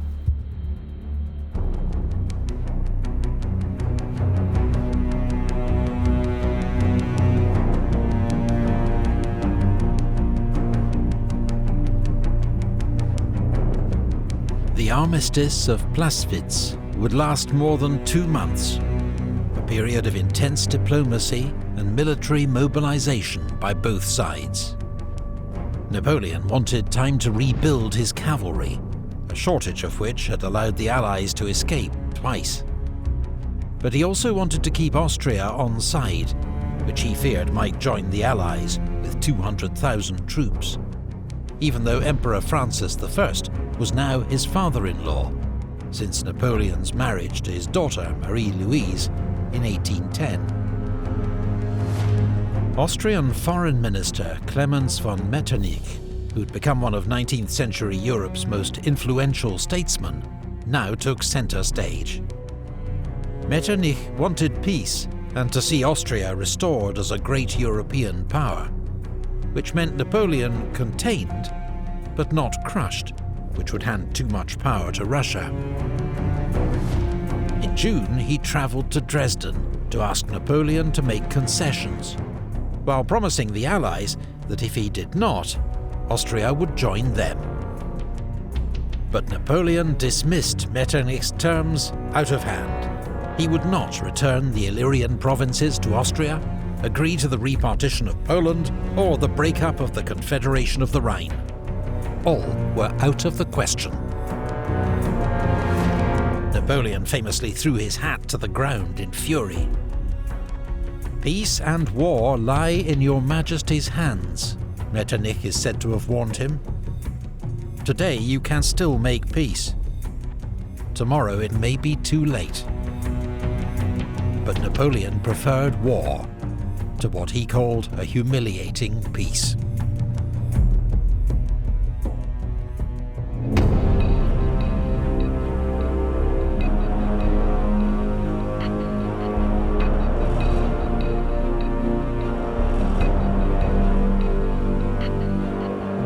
On the 12th of August 1813, Austria joined the Sixth Coalition and declared war on France. The Allies now had a numerical advantage of 3-2, and a new strategy, the Trachenberg Plan.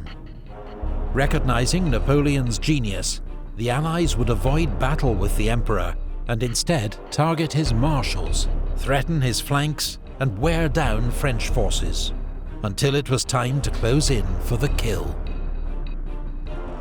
Over the next few months, the coalition would also receive massive material support from Britain, including £8 million in silver and gold coin, 200 cannon with transport, 120,000 firearms, 18 million rounds of ammunition, 23,000 barrels of gunpowder, 30,000 swords and sabres, 150,000 uniforms, 175,000 pairs of boots, £1.5 million of beef, biscuit and flour, and 28,000 gallons of rum and brandy. The total value of British aid to the coalition in 1813 was £11.3 million, today worth around $500 million. Napoleon, meanwhile, had turned Dresden into a major supply depot and strengthened his cavalry arm, though it remained a pale shadow of its glorious past.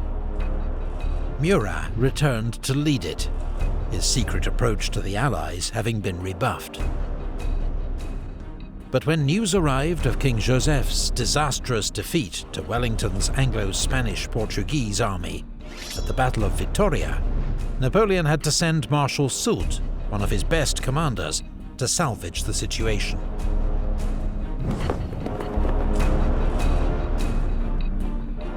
On the 15th of August, Napoleon left Dresden and advanced against what he considered the most urgent threat: the joint Prussian-Russian army of Silesia, commanded by General Gebhard von Blücher, soon to win the nickname Marshal Vorwärts, Marshal Forwards, for his aggressive leadership. But Blücher followed the new plan and retreated when he learned of Napoleon's advance.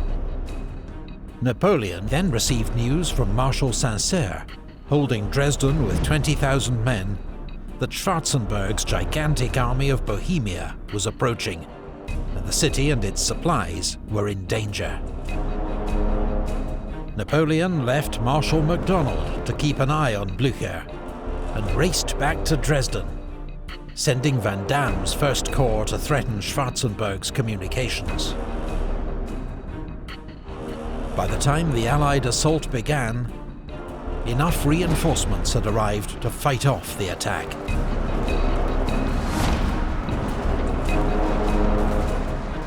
The next day, despite being heavily outnumbered, Napoleon ordered a counterattack. Struggling through mud and heavy rain, Marshal Murat's advance, supported by Victor's Second Corps, broke the Allied left flank and took 13,000 prisoners. The Allies had suffered a disastrous defeat because they'd ignored their own rule: don't take on Napoleon in battle. But news soon arrived that turned the situation on its head.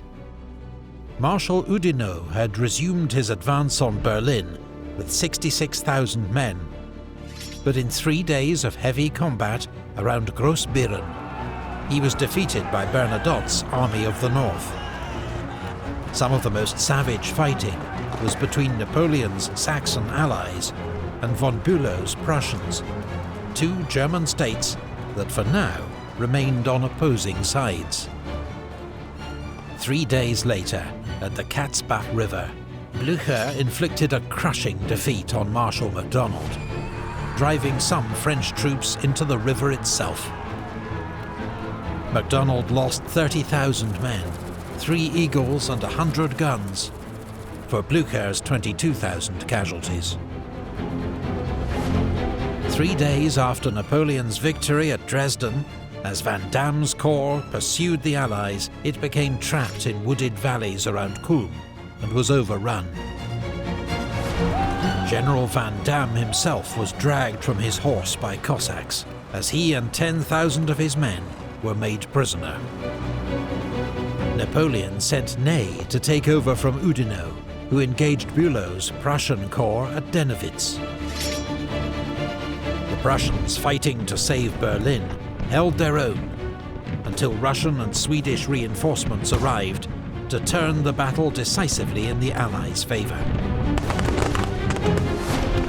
Ney's retreat became a rout, with the loss of another 22,000 men. Napoleon's brilliant victory at Dresden had been completely overturned in just 10 days. The Allied plan was working. Napoleon became increasingly frustrated as Allied armies withdrew wherever he advanced, and advanced wherever he was not. His teenage conscripts were exhausted by constant marching, and famished as Saxony had been stripped bare of supplies. Thousands fell sick, thousands more deserted. Russian and Prussian light troops were now operating behind Napoleon's army, harassing his communications with France. Many of Napoleon's marshals advised him to pull back to the River Rhine. But Napoleon wasn't giving up Germany without a fight.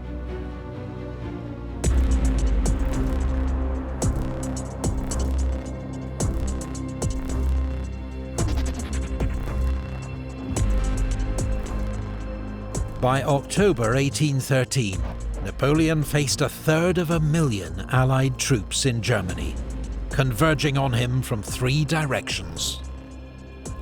900 miles away, Field Marshal Wellington was crossing the Bidassoa River into France, the first enemy army on French soil in nearly 20 years.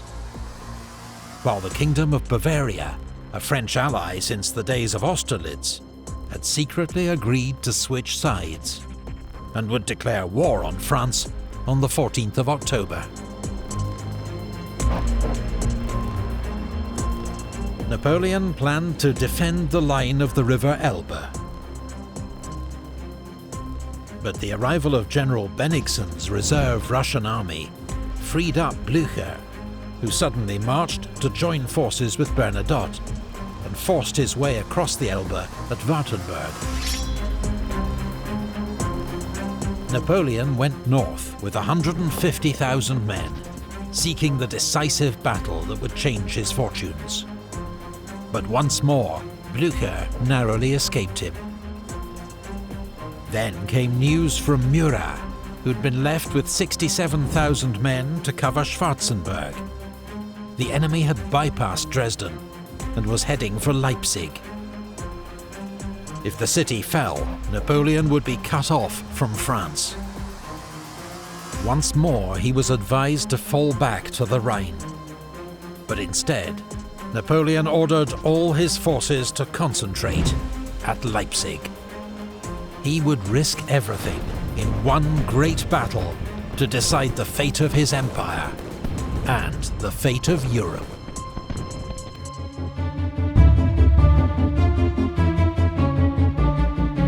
May 1813.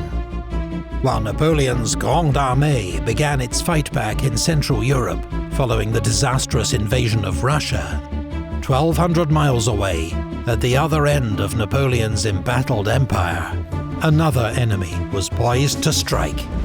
The previous year, Wellington's Anglo-Portuguese army had won a brilliant victory at Salamanca, but been held at Burgos and forced into a long, demoralizing retreat back to the Portuguese frontier.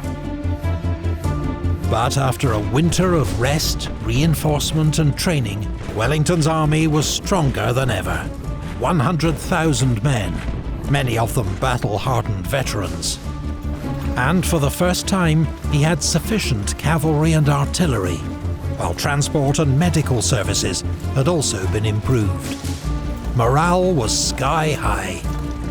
Their chief, known to the troops as Old Nosey, was cheered wherever he went. "I never saw the British Army so healthy or so strong," Wellington informed London. In contrast, the French position in Spain was weaker than ever.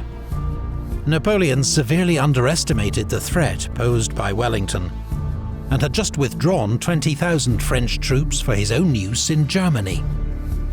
As Commander-in-Chief, King Joseph knew his forces were overstretched.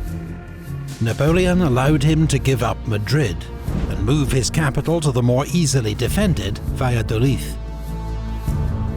But withdrawing further, to a strong position like the Ebro River, was out of the question. That would send the wrong message to neutral Austria and Napoleon's wavering German allies.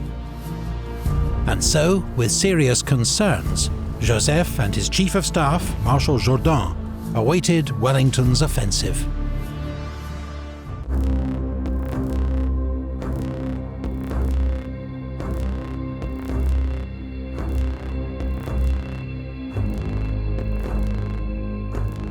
Wellington's plan was for his army to advance in two wings, concentrate at Toro, then move against Joseph's forces.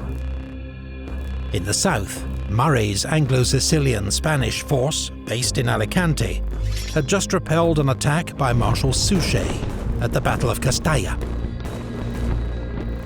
Murray would now mount a diversionary landing on the Mediterranean coast to coincide with Wellington's advance and prevent Suchet sending reinforcements north.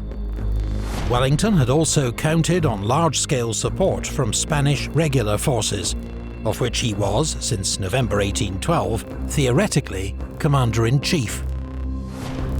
But the Spanish Cortes, based in Cadiz, was deeply divided, with many still highly suspicious of British motives. The result was that Wellington would only receive direct support from a few reliable Spanish divisions. Fortunately, he would receive considerable Spanish support from the guerrillas, now better armed, organized, and operating in greater numbers than ever before. A large area of Valencia had effectively been liberated by El Fraile, the Friar. Esposimina had captured major towns in Navarre and was currently keeping General Clausel's Army of the North busy, while Juan Martín Díaz, aka El Empecinado, was tying down large numbers of French troops near Madrid.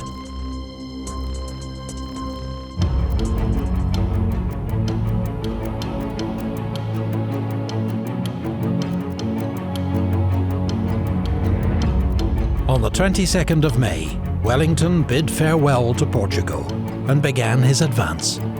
4 days later, he was in Salamanca, from where he joined the northern wing of his army under Sir Thomas Graham. Joseph and Jourdan expected Wellington's main thrust to come from Salamanca, so planned to defend the line of the Douro River. But Graham's rapid advance north of the river meant they'd already been outflanked, and they ordered a retreat. By a series of brilliant marches, Wellington continued threatening the French right flank, forcing Joseph to keep falling back. Wellington's army was able to use small roads and mountain tracks north of the main highway, which the French had dismissed as impassable. But thanks to his Spanish allies, Wellington knew better. Backed by British sea power, he was also now able to switch his supply base from Lisbon to Santander, drastically reducing the length of his supply lines, another feat the French had written off as impossible. At the Ebro River, the French found themselves outflanked yet again, and fell back to Vitoria. Here, Joseph decided that he must make his stand. The Zadorra River valley west of Vitoria seemed to offer a strong defensive position. Expecting an attack from the west, French forces were drawn up in 3 lines. General Gazon's Army of the South formed the first line, then General d'Erlon's Army of the Centre, then General Rey's Army of Portugal. Joseph hoped that he could at least buy time for the vast wagon convoy assembled east of the city to get away. It contained not only military supplies, but his government's treasury. And, as satirised by this contemporary British cartoon, the accumulated loot of 5 years' French occupation of Spain, including priceless works of art, jewels and antiques. He also expected General Clausel to arrive with 20,000 reinforcements any day. However, thanks to the guerrillas, Wellington was better informed of Clausel's whereabouts than Joseph himself. Knowing that Clausel couldn't reach Joseph before the 22nd of June, he decided to attack on the 21st. The day before, French patrols reported enemy troop movement to the north, so Rey's troops were moved to cover any threat to the army's line of communications. Apart from 1 division, which left to escort part of the wagon convoy to France. An odd decision that deprived the army of 4,000 men on the eve of battle. Marshal Jourdan had been bedridden with fever that day. The next morning, he reconnoitred the army's position with King Joseph. They agreed that their position was overextended and should be shortened. But by the time their orders reached General Gazon, it was too late. He was already under attack.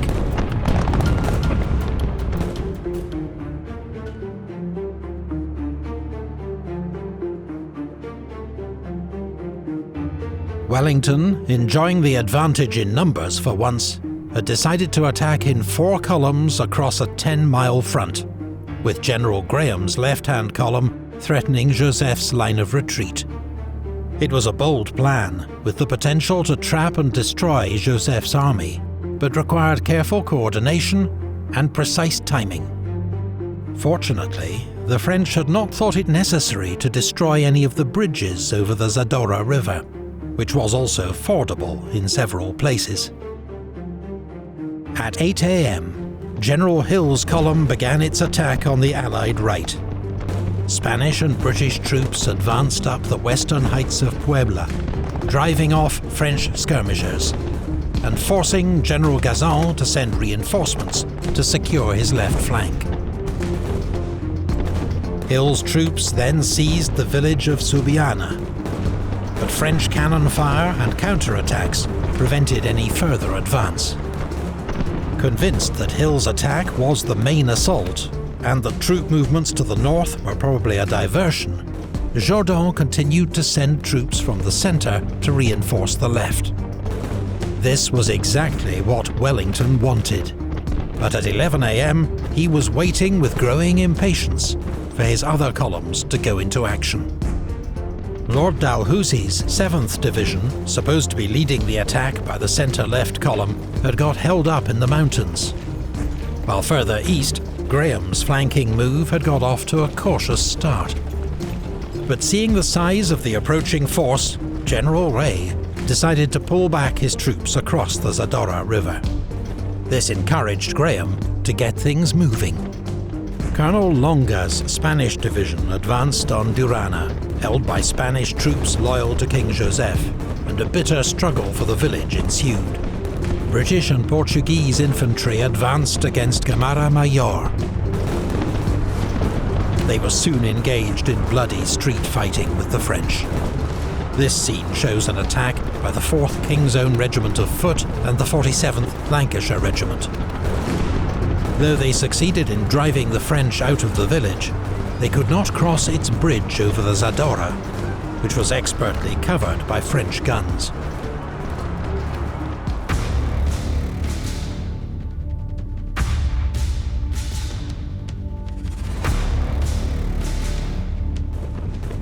Around noon, a Spanish peasant informed Wellington that the bridge at Tres Puentes was completely unguarded. He immediately ordered Kempt's elite light infantry brigade to dash across it and secure a bridgehead. But there was still little sign of Dalhousie's 7th Division. General Picton, the notoriously short-tempered commander of the fighting 3rd Division, ran out of patience. Fed up with waiting for Dalhousie, he ordered his men to advance. They charged across the Mendoza Bridge and a nearby ford, driving back light French defences. General Gazan, with his left flank pinned down at Subiana, was now about to be outflanked on his right, and had no option but to pull back his troops. Wellington's army was now crossing the Zadora River in force. Heavy fighting continued to rage on the heights of Puebla, but here the French also had to give ground to maintain the cohesion of their new line. Scottish Highlanders and Connaught Rangers, supported by riflemen and Portuguese troops, now stormed the village of Arignev, routing the defenders, who retreated southeast, and a gap began to emerge in the French centre between Gazan's army of the south and D'Erlon's army of the centre. The Allied advance continued, with heavy pressure on both French flanks. Wellington's army appeared to be building unstoppable momentum, with Graham's column poised to cut off Joseph's escape.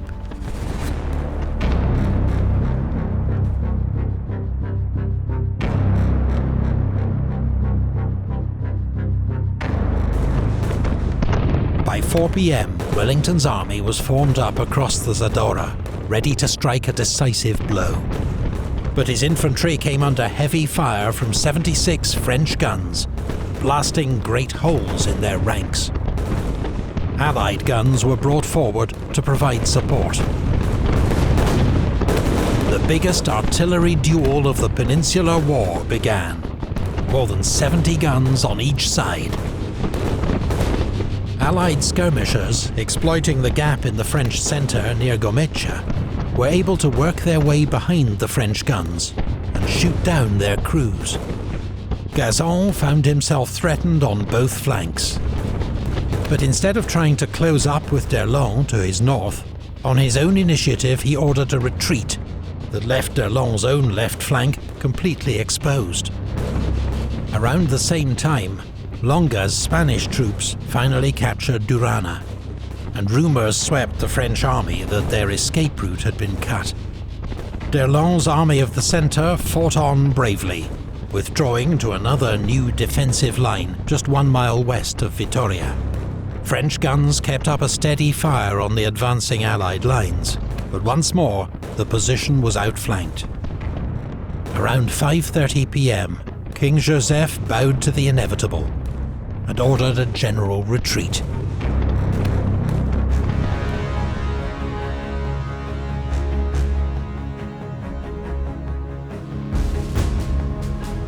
As the main road to France had now been cut by Longa's Spanish troops, the army would have to retreat east towards Pamplona along a single narrow road with boggy fields on either side. Bad enough for thousands of troops and guns, but there had been no attempt to move off the army's enormous convoy of wagons earlier in the day. The result was pandemonium, as military units and artillery tried to force their way through the streets of Vitoria and the congested lanes and fields beyond. The task of forming a rearguard fell to General Reis' Army of Portugal, which conducted an organised withdrawal covered by its cavalry. Wellington hoped that Graham's column would now be surging across the Zadorra River to cut off the French army's retreat. But Graham, overestimating the enemy's strength, continued to take a cautious approach. East of Vitoria, the French retreat descended into total chaos. The single narrow road became blocked. Wagons that took to the fields got stuck and were abandoned. Allied cavalry fell upon this confused mass, spreading panic and meeting little serious opposition. King Joseph and Marshal Jourdan themselves narrowly escaped capture. Among the abandoned wagons, many civilians, including officers, wives and children, priceless paintings, jewels and furniture, and more than 5 million gold francs. Troops on both sides broke ranks and dived into an orgy of plundering. One British officer described the scene. About dusk, the head of our column came suddenly on some wagons which had been abandoned by the enemy. Someone called out, "They are money carts!" No sooner were the words uttered than the division broke as if by word of command, and in an instant the covers disappeared from the wagons and nothing was seen but a mass of inverted legs, while the arms were groping for dollars. For money it certainly was. The scene was disgraceful, but at the same time, ludicrous. Wellington, however, was furious. Not only did the plundering delay pursuit of the enemy, but giant sums of cash, which might have paid for his army's supplies, vanished into private pockets instead. Of 5.5 million francs, only 250,000 were ever recovered by the army. Vitoria was a great victory for the coalition, not as crushing as it might have been, reflected in relatively light French casualties. But in the chaotic retreat that followed, the Allies did capture all but 2 of 153 French guns, and even Jourdan's Marshal's baton.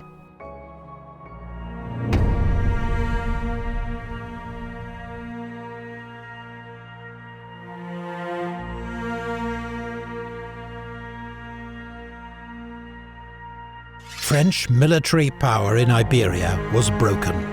The Bonapartist Kingdom of Spain was at an end. Joseph returned to France to face his brother's criticism. Marshal Jourdan retired from active service. Napoleon sent Marshal Soult to replace them, but even his shrewd military mind could not turn the tide in Spain. Counterattacks to relieve the French garrisons at Pamplona and San Sebastian were defeated. That autumn, Wellington began what proved an unstoppable advance across the Pyrenees and into France.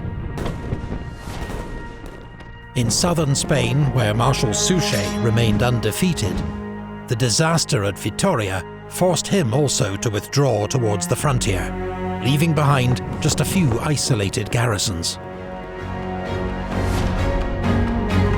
After a bitter 5-year struggle, the Allies had brought the Peninsular War, to the Spanish their War of Independence, to a victorious conclusion.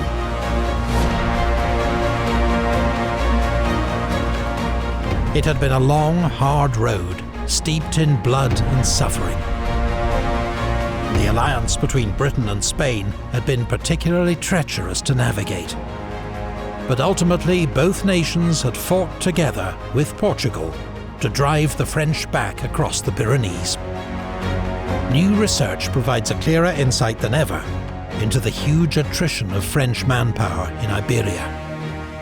An estimated total of 260,000 lives lost. 3/4 died of sickness, Of approximately 66,000 deaths from combat, 43% were in actions against Spanish regular forces, 38% fighting British-led armies, and 19% fighting guerrillas.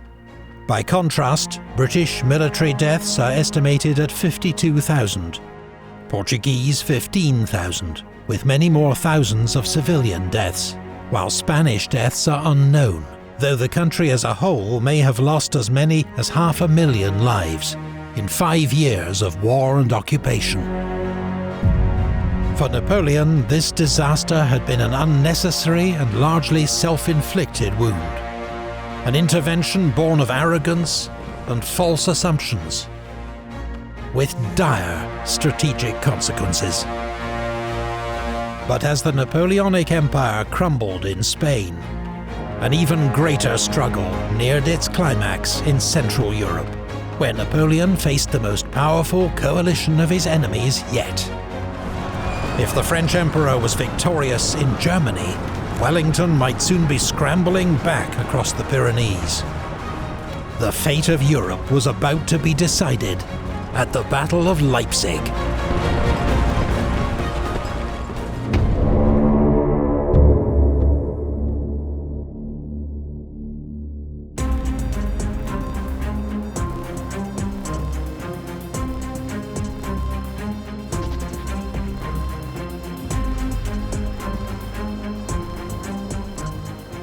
October 1813. Napoleon Bonaparte faced his greatest crisis since becoming Emperor of the French 9 years before. His long war in Spain had ended in defeat, and an Anglo-Spanish-Portuguese army had now crossed the Pyrenees to invade France itself. In Germany, the Kingdom of Bavaria had switched sides and joined the Sixth Coalition against France. While in Saxony, Napoleon faced 4 armies converging on him from all directions. What's more, these were not the same bunglers he'd crushed in 1805 and 6 at Austerlitz and Jena. Prussia, Austria and Russia had all learned from their mistakes. They were now better organized, trained and led, and more wary of Napoleon. The largest coalition force was the Army of Bohemia, commanded by Austrian Field Marshal the Prince of Schwarzenberg. His was a huge mixed Austrian-Russian-Prussian army of 194,000 men and 790 guns. To the north, Blücher's Army of Silesia, and the Army of the North under Napoleon's ex-Marshal Bernadotte, now Crown Prince of Sweden. Together 130,000 men and 536 guns. To the southeast, General Bennigsen's Army of Poland, besieging Dresden. Another 34,000 men and 135 guns. In total, the coalition had fielded 360,000 men and 1,500 guns, with Russia supplying the bulk of the troops. One unique addition to Bernadotte's Army of the North was a single troop of British rocket artillery, an experimental weapon system based on the Congreve rocket, a type seen here in 1830. Although wildly inaccurate, their high-explosive warhead could be devastating at close range. Napoleon's forces around Leipzig were outnumbered almost 2 to 1. But with 200,000 men and 700 guns, the Grande Armée was still a force to be reckoned with many experienced troops and commanders, even though it increasingly relied on young conscripts to make up numbers. There were another 140,000 men that Napoleon could not call on. General Rapp's 10th Corps besieged in Danzig, Marshal Saint-Cyr's 1st Corps besieged in Dresden, Marshal Davout's 13th Corps holding Hamburg, as well as several smaller besieged garrisons across Germany and Poland. Napoleon was currently about 20 miles north of Leipzig with the bulk of his army. Marshal Murat was 40 miles to the south with 90,000 men, covering Schwarzenberg. Napoleon now decided to rapidly join Murat, and with their temporary superiority in numbers, defeat Schwarzenberg before Bernadotte and Blücher could intervene. Murat had orders to conduct a fighting withdrawal northwards. But at Liebert-Volkwitz, he was drawn into major combat with the enemy's advance guard. Around 12,000 horsemen fought what some have described as the largest cavalry battle in Europe's history. Murat, in the thick of it as usual, was very nearly captured by Prussian dragoons. The battle ended in a minor coalition victory, with around 2,000 casualties on each side. The next day, Napoleon arrived to take command.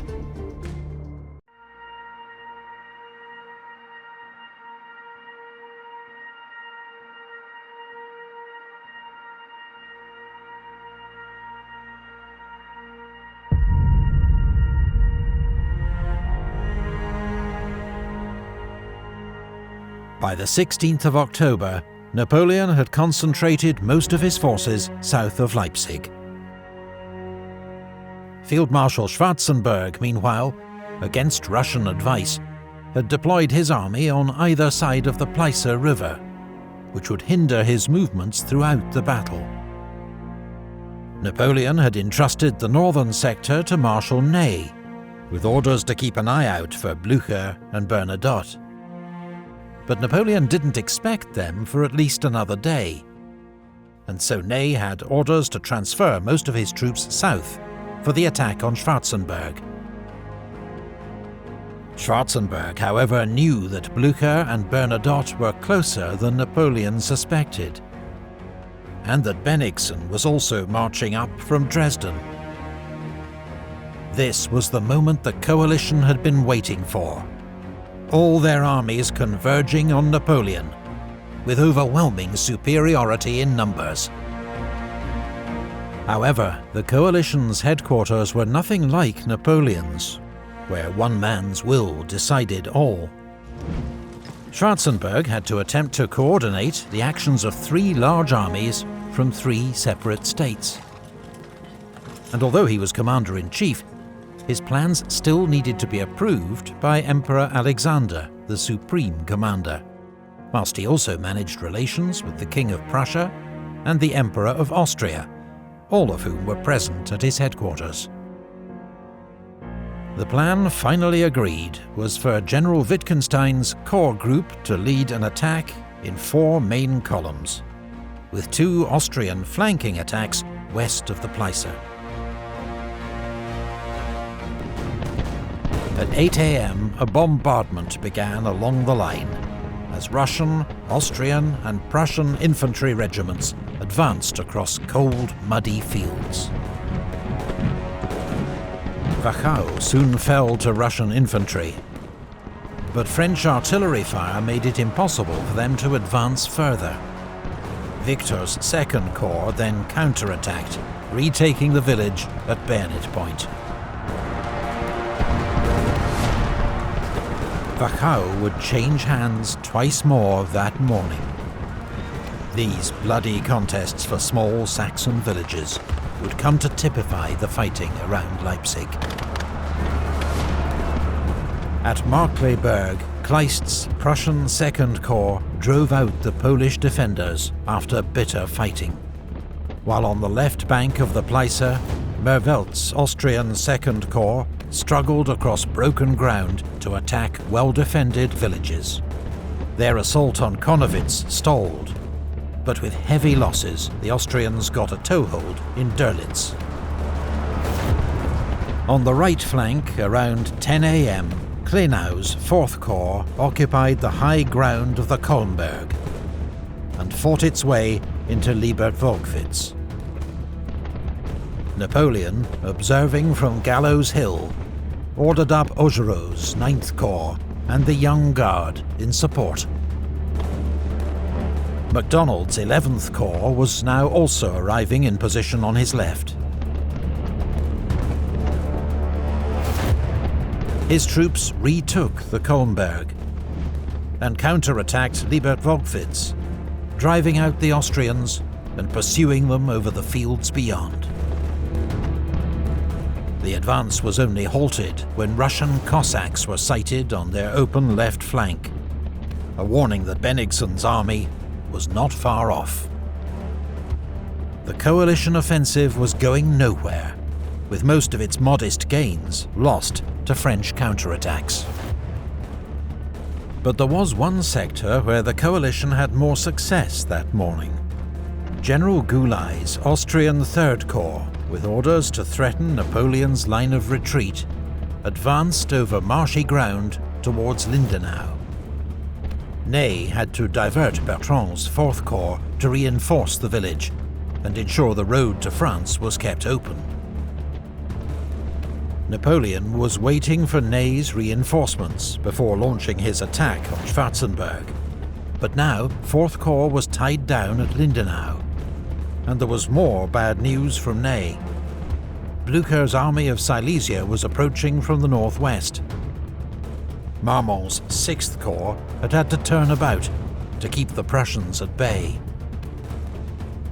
Heavy fighting broke out around Möckern, the village itself held by elite French Marines, while Dąbrowski's Polish division clung on to Wiedrich under attack from an entire Russian corps. This was a nasty surprise for Napoleon, who'd thought Blücher was still a day's march away. But the old Prussian general, hearing cannon fire to the south, had urged his men on and into the attack. Blücher intended to draw as many French troops onto himself as possible to assist Schwarzenberg's Army of Bohemia. His actions and the bloody fight for Möckern may just have saved the coalition from defeat.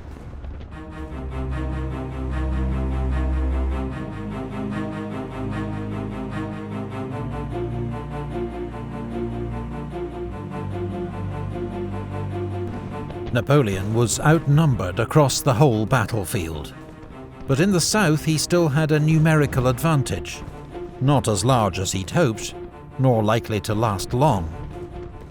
Schwarzenberg and Alexander were already moving up reserves, though Schwarzenberg now found that his were on the wrong side of the Pleiße River, costing precious hours. It was now or never for Napoleon. At 2 p.m, he ordered the attack to begin. A grand battery of 180 guns blasted the enemy lines. Then Victor's 2nd Corps, Lauriston's 5th Corps, and the Young Guard began their advance. In support, Murat gathered 2 entire cavalry corps, 10,000 horsemen, and led them in one of the great mass cavalry charges of the Napoleonic Wars. Cuirassiers of the 1st Heavy Cavalry Division broke through to the main enemy battery. Some even nearly reached the 3 coalition monarchs. But the ground was marshy and broken by fences and ditches. The French horses were soon exhausted and the squadrons disordered.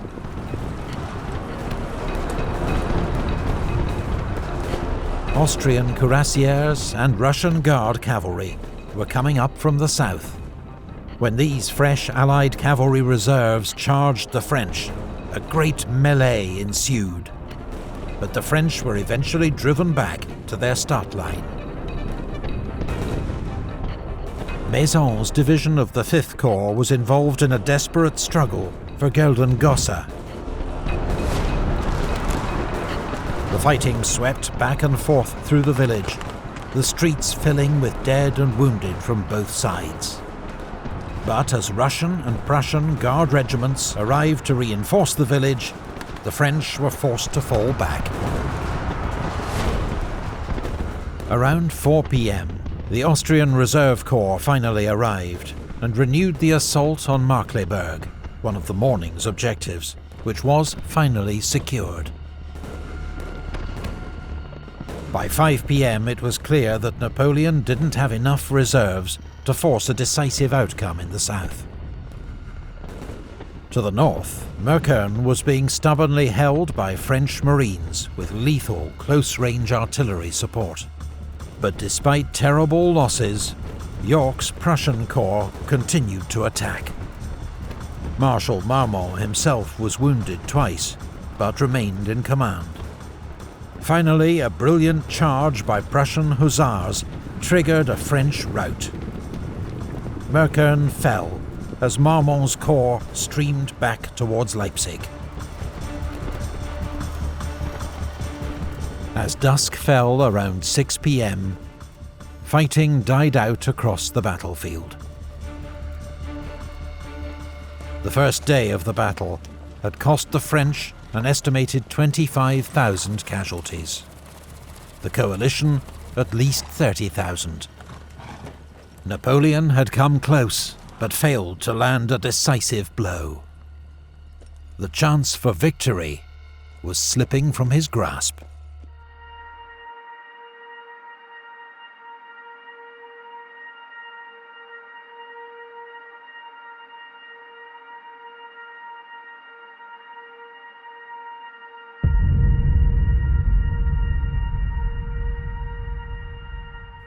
Sunday the 17th of October brought a lull, with both armies exhausted by the previous day's fighting.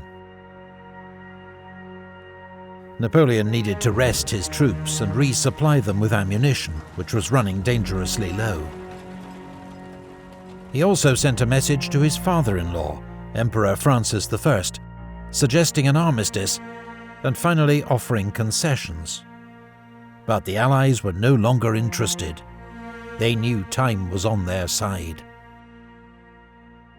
The only major combat that day occurred in the north, where Blücher continued to attack.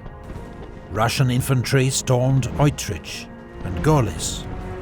Russian hussars charged and routed part of Arrighi's 3rd Cavalry Corps. That day, Napoleon received 14,000 reinforcements, when Reynier's French Saxon 7th Corps arrived from the northeast. But the same day, the coalition received more than 100,000 reinforcements, as their armies continued to converge on Leipzig. Colloredo's Austrian 1st Corps, Bennigsen's Army of Poland, and Bernadotte's Army of the North, though the latter was widely criticized for his leisurely march to the battlefield. The next day, Napoleon would face odds of nearly 2 to 1. It was time for the Emperor to begin planning his retreat.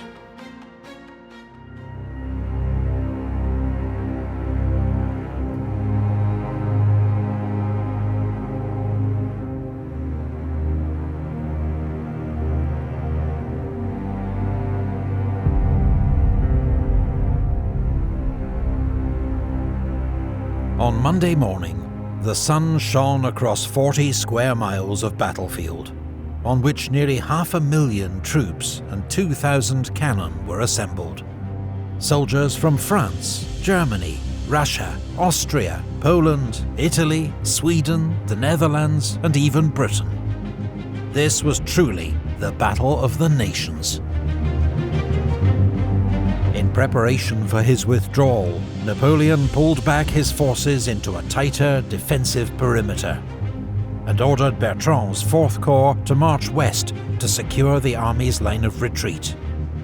2 divisions of the Young Guard under Marshal Mortier took their place at Lindenau. Schwarzenberg, meanwhile, planned to close the net on Napoleon with 6 converging attacks. Fighting in the south began around 8 a.m. The Austrians took Dörlitz, but Marshal Oudinot led a counterattack at the head of a Young Guard division and drove them out again. Schwarzenberg was so alarmed by this reverse that he sent orders to recall Goulay's 3rd Corps. General Barclay's troops initially faced little opposition as they took Wachau, and Liebert-Volkwitz, scenes of such bitter fighting 2 days before, but now scarcely defended. Barclay then paused, waiting for Bennigsen to get into position on his right, before continuing his attack. Bennigsen's troops had more ground to cover, but towards noon they'd driven back MacDonald's infantry and taken their objectives. They would now wait for Bernadotte's army to link up on their right, but the Army of the North was again making slow progress, for which many again blamed its commander, who seemed exceedingly cautious about facing his old master in battle. Blücher, in contrast, did not hesitate to launch Russian infantry against Leipzig's northern defences, though their attack failed with heavy losses.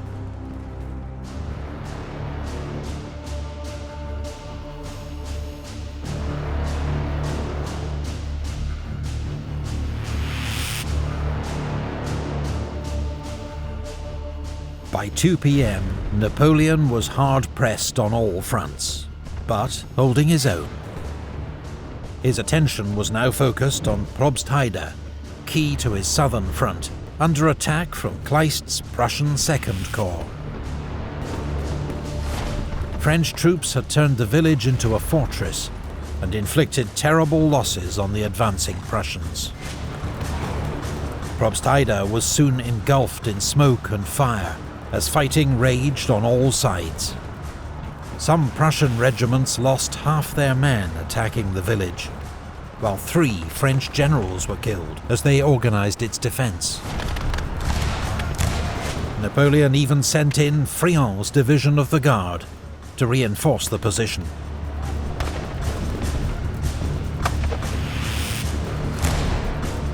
To the north, Bernadotte's army was finally joining the battle in earnest. Marmont had assembled 137 guns around Schönefeld, which poured fire into the Russian ranks. In response, Bernadotte massed 200 guns of his own.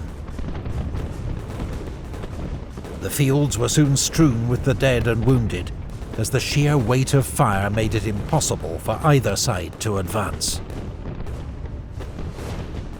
Around 3 p.m, von Bülow's Prussian Corps, supported by Austrian Jaegers and its small British rocket detachment, attacked Paunsdorf. Reynier's 7th Corps could not withstand the onslaught. An hour later, around 3,000 Saxon soldiers rushed over to the enemy and surrendered. The Saxons were deeply disillusioned with their French allies. Their main wish now was for a quick end to a war that had ravaged their homeland for many months. The hole in the line created by the Saxons' defection was soon plugged by Guard cavalry. But the coalition juggernaut could not be stopped. Towards dusk, under relentless Russian pressure, Marmont abandoned the burning ruins of Schönefeld, while the Prussians took Sellerhausen. In the south, Probstheide still held, but the situation was grim for Napoleon. The 3rd day's fighting cost both sides another 25,000 casualties. Napoleon's army was exhausted, outnumbered, virtually encircled, and critically low on ammunition. Finally, the Emperor gave the order to retreat.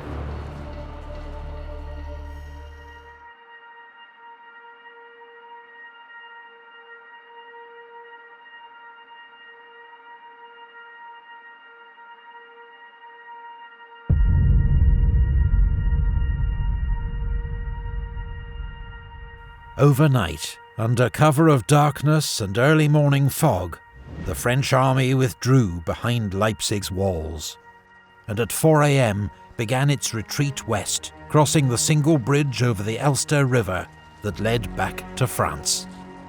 There'd been time and materials to build extra bridges, but in what would prove a serious oversight, no one had given the necessary orders. Furthermore, there was no clear plan for Leipzig's defence, which was left to a jumble of under-strength units, mostly Poles and Germans. Napoleon left Leipzig around 10 AM. Behind him there were scenes of mounting chaos and confusion, the city's streets jammed with troops, guns and wagons. The 20,000 wounded troops in the city had little hope of escape. 30 minutes later, shells began to rain on the city as the coalition launched an all-out assault from north, east and south. The rearguard held the city's gates for as long as they could, but they were soon overwhelmed by the enemy, and savage street fighting broke out across the city.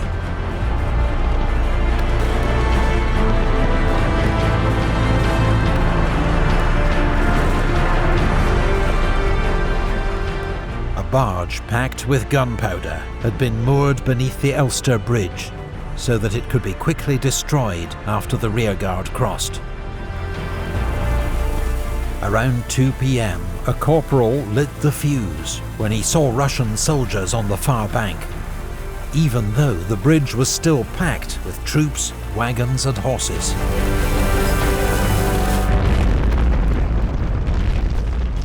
The bridge was destroyed in a gigantic explosion that trapped 30,000 men and 30 generals on the wrong side of the river. Panic broke out among those who suddenly found themselves cut off. Most became prisoners, but some tried to swim for it, including the Polish Prince Poniatowski, made a marshal by Napoleon just 3 days before. Weak from his wounds, he rode his horse into the river, but as it tried to climb the steep far bank, it rolled over him, and he was drowned. Marshal MacDonald had also been cut off by the blast, and resolved to escape or die trying. He found a place where engineers had cut down 2 trees as a makeshift bridge, and made his attempt. And there I was, 1 foot on either trunk and the abyss below me. A high wind was blowing. I was wearing a large cloak, and fearing that someone would grab at it, I got rid of it. I was already 3/4 of the way across when some men decided to follow me. Their unsteady feet caused the trunks to shake, and I fell into the water. Fortunately, I could touch the bottom, but the bank was steep, the soil loose and slippery. Some of the enemy's skirmishers came up. They fired at me point blank and missed me, and some of our men who happened to be nearby drove them off and helped me out. I was wet from head to foot, breathless and sweating heavily from my efforts. Marshal Marmont, who had got across early in the day, gave me a horse. I wanted dry clothes more, but they were not to be had. The loss of the bridge turned what was already a heavy defeat for Napoleon into a disastrous one. Later that day, the 3 Allied monarchs met in the centre of Leipzig to celebrate their great victory. It had come at enormous cost. Exact numbers are impossible to establish, but in 4 days' fighting, the coalition armies suffered at least 52,000 casualties. Napoleon, who could less afford such losses, came off worse. 47,000 killed and wounded, 35,000 taken prisoner, 325 guns lost.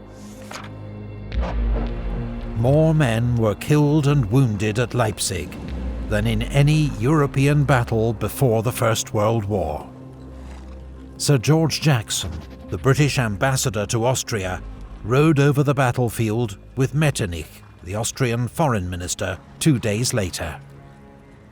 "A more revolting and sickening spectacle I never beheld," he wrote. "Scarcely could we move forward a step without passing over the dead body of some poor fellow, gashed with wounds and clotted with blood, another perhaps without an arm or a leg, here and there a headless trunk, or a head only, which caused our horses to stumble or start aside. It made one's blood run cold, to glance upon the upturned faces of the dead. We got over this field of glory as quickly as we could.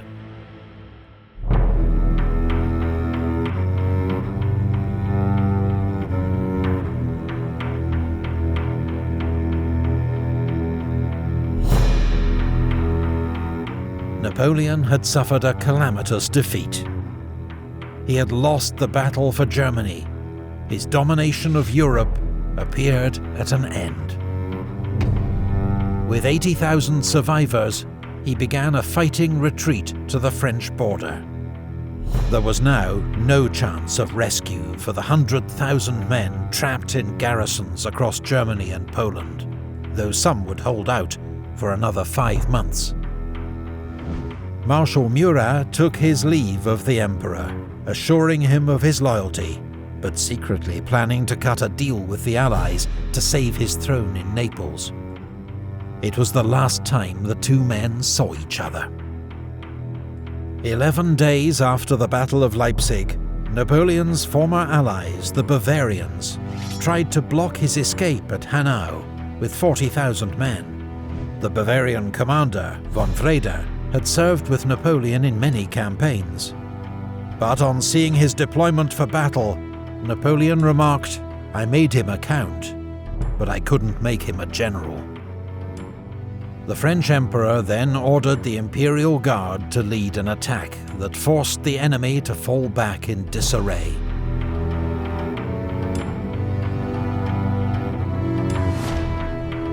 The French army reached the safety of Mainz 3 days later. Napoleon himself pushed on to Paris to contain the political damage from his defeat. Behind him, his empire was being dismantled. On the 4th of November, the coalition announced the dissolution of the Confederation of the Rhine, several of its former members now joining the war against France. In the Illyrian provinces, local revolts, Austrian invasion, and British naval support brought an end to French rule. In North Italy, Eugene was retreating steadily before the advance of von Hiller's Austrian army.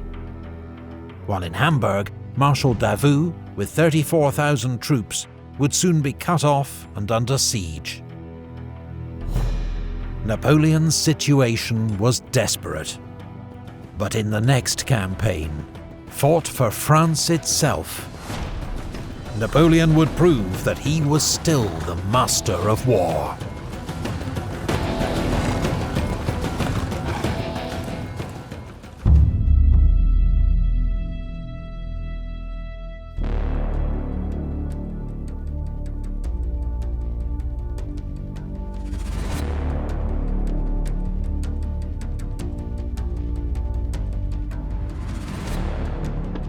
In October 1813, Napoleon had suffered his heaviest ever defeat at Leipzig, the Battle of the Nations. Surviving French forces, exhausted, sick and demoralized, retreated to the River Rhine and prepared to defend France from invasion. But in November, the armies of the Sixth Coalition paused their advance, and Austrian Foreign Minister Metternich offered peace terms. The Frankfurt proposals would allow Napoleon to keep his throne if France returned to her so-called natural frontiers. It was the best offer Napoleon was likely to get, now that his back was to the wall, and all Europe's great powers were united against him. Even so, he did not accept the terms. He merely agreed to reopen negotiations. To the Allies, and many in France itself, it proved that Napoleon would not listen to reason. The war went on, and by January 1814, Napoleon's situation looked even worse. Many of his besieged garrisons in the east were starved into surrender. Marshal Davout, with 34,000 men in Hamburg, was now besieged. Denmark, one of France's last allies, was invaded by Bernadotte's Swedish army and made to join the coalition. French troops evacuated the Netherlands, which reasserted its independence after nearly 20 years of French control. In Italy, Eugene's army faced a new enemy, Joachim Murat, King of Naples, now marching north with 30,000 men to honour his new alliance with the Sixth Coalition. In Paris, Napoleon responded to the crisis with a series of extreme measures. Property taxes doubled, state salaries and pensions suspended, 300,000 new conscripts called up, from a country already exhausted by 20 years of war. He ordered the release of Pope Pius, under French house arrest for the last 5 years, to try to shore up his support in Italy. He even agreed to release Fernando, the Bourbon King of Spain, to take up his throne in exchange for peace between France and Spain, a condition that Fernando was in no position to honour. But these concessions were too little, far too late. In January, 2 coalition armies crossed the Rhine into France: Blücher's Army of Silesia and Schwarzenberg's Army of Bohemia. Outnumbered French forces in their path could only fall back. On the 25th of January, Napoleon said farewell to his wife and son at the Tuileries Palace, before leaving for the front. He would never see either of them again. With just 70,000 men, he faced odds of 4-1. Most of his troops were raw conscripts, some without uniforms, many just learning how to hold a musket. But for the first time in years, Napoleon's army was so small that he'd be able to exercise direct command over all its movements. The result would be one of the most audacious and brilliant campaigns in history.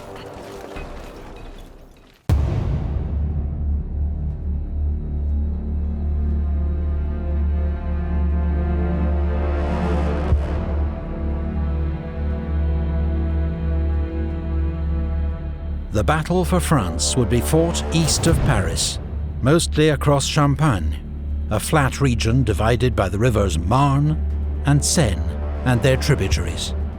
In late January, fields were dusted with snow, and roads quickly turned to mud. Napoleon learned that the coalition armies were widely scattered, with part of Blücher's army near Napoleon's old college at Brienne. The Emperor advanced rapidly, hoping to trap and destroy part of Blücher's army. But after a hard day's fighting that cost both sides 3,000 casualties, Blücher was able to retreat towards Schwarzenberg's army. That evening, Napoleon was nearly skewered by a charging Cossack, saved only by General Gorgo's good shooting. As Napoleon tried to work out the enemy's movements, Blücher, heavily reinforced by Schwarzenberg, made a surprise attack at La Rothière. Allied troops advanced through swirling snow to assault the village, defiantly held by young French conscripts. One was so inexperienced that Marshal Marmont had to personally show him how to load his musket during the battle. By late afternoon, Raeder's Bavarian Corps was falling on Napoleon's flank. Heavily outnumbered, Napoleon had no option but to retreat, having lost 5,000 casualties and 73 guns abandoned in the thick mud. The Allies' frontal attacks meant their losses were greater, but by combining their armies, they defeated Napoleon on French soil for the first time. Believing Napoleon would now retreat towards Paris, the Allies decided to advance along 2 routes to ease pressure on the roads. Blücher would take a northern route along the Marne, Schwarzenberg would follow the Seine. But dividing their armies again would play right into Napoleon's hands.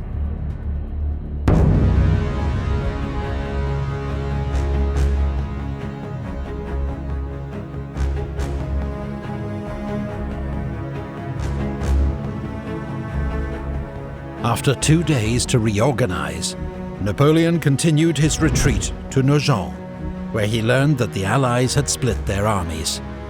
Not only that, they were advancing at different speeds. The aggressive Blücher racing ahead, while the more cautious Schwarzenberg lagged behind. Leaving Oudinot and Victor to guard the Seine bridges and delay Schwarzenberg, Napoleon raced north through mud and rain with 30,000 men. The Army of Silesia was strung out on the march, oblivious to the danger it was in. First, Napoleon fell on General Ossufiev's Russian 9th Corps at Champaubert, destroying it, taking its commander and 2,000 men prisoner. The next morning he marched on General Osten-Sacken's force near Montmiral. This was a much larger force, with 2 infantry and 1 cavalry corps, and was expecting support from York's Prussian 1st Corps. But the Prussians were late, and Sacken's troops could not withstand the French onslaught. At this desperate hour, the Emperor's elite Old Guard were no longer held back, but were often thrown into the thick of the fighting. By the end of the day, Napoleon had inflicted another 3,500 casualties, twice his own losses, and the Allies were in rapid retreat. Napoleon had ordered Marshal MacDonald to cut off the enemy's escape by seizing the Marne Bridge at Château Thierry. But York's Prussians got there first. The next day, Napoleon could only batter their rear guard as the enemy fled across the Marne, destroying the bridge behind them.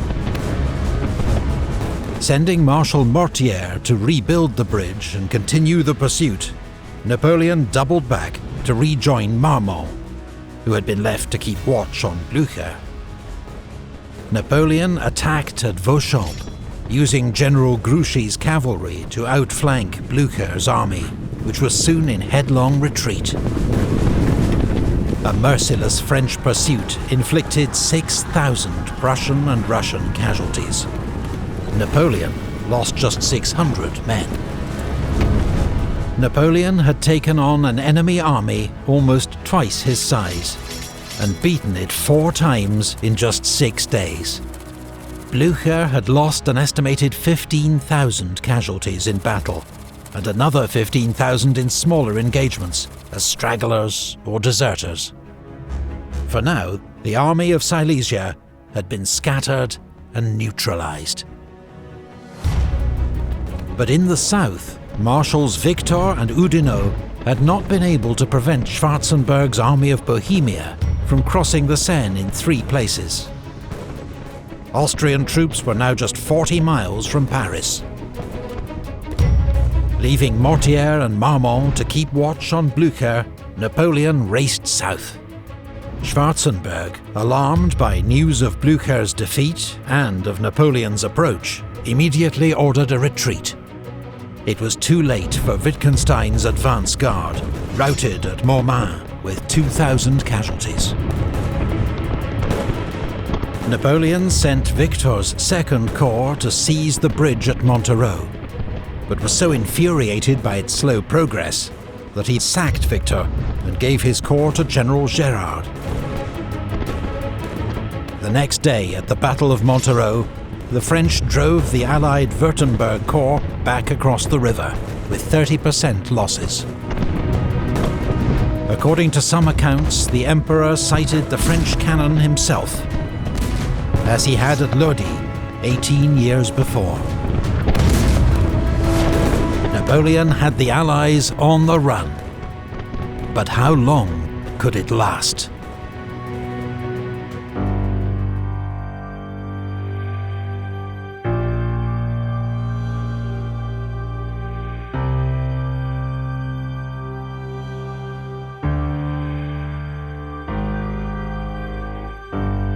Even as fighting continued, negotiations between France and the coalition reopened at Châtillon-sur-Seine on the 5th of February. The Allied terms were now more severe. A return to France's frontiers of 1791, which meant the additional loss of Belgium, a humiliation that Napoleon refused to accept. Instead, he tried to revive the Frankfurt proposals, hoping to play for time and to split the coalition, whose war aims varied from Britain's hard line to Austria's more ambiguous position. But this hope was thwarted by British Foreign Secretary Lord Castlereagh. On the 1st of March, he persuaded the Allies to sign the Treaty of Chaumont. In it, Russia, Prussia, Austria and Great Britain agreed to keep 150,000 troops in the field and not to negotiate separately with France, while Britain added the sweetener of a £5 million subsidy to be shared among the Allies.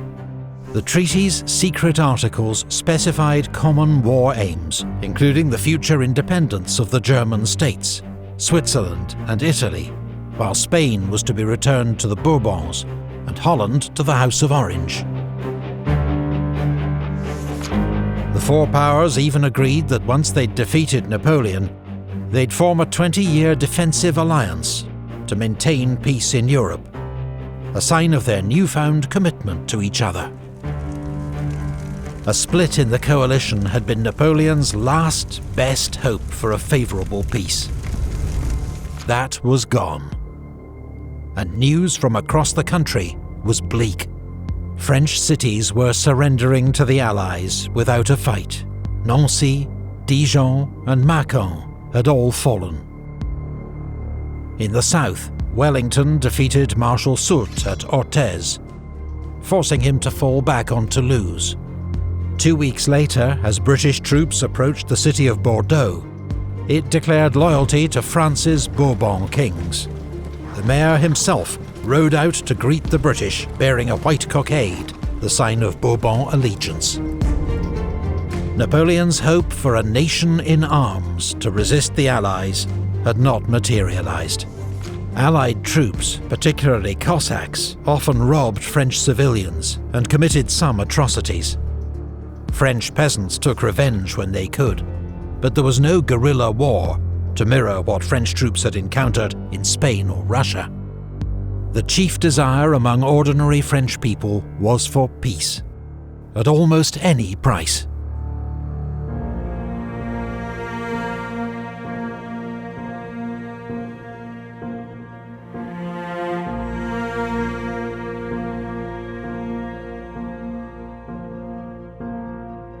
Any talk of Napoleon's defeat in late February was premature.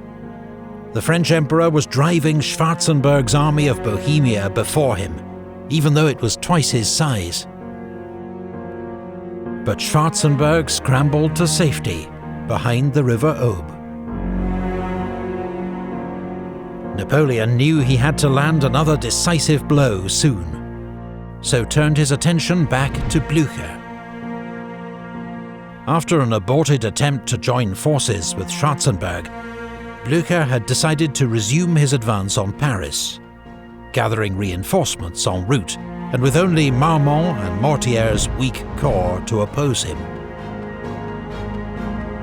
Leaving Marshal MacDonald in command in the south, Napoleon set off to intercept Blücher, covering 60 miles in 3 days along terrible roads choked with mud. At Napoleon's approach, Blücher retreated across the Marne, burning the bridges behind him. 24 hours later, they'd been rebuilt by French engineers, and Napoleon was poised to crush Blücher against the Aisne River, because the major crossing point at Soissons was held by a Franco-Polish garrison. But after just a day's fighting, the garrison commander at Soissons tamely surrendered, allowing Blücher to escape.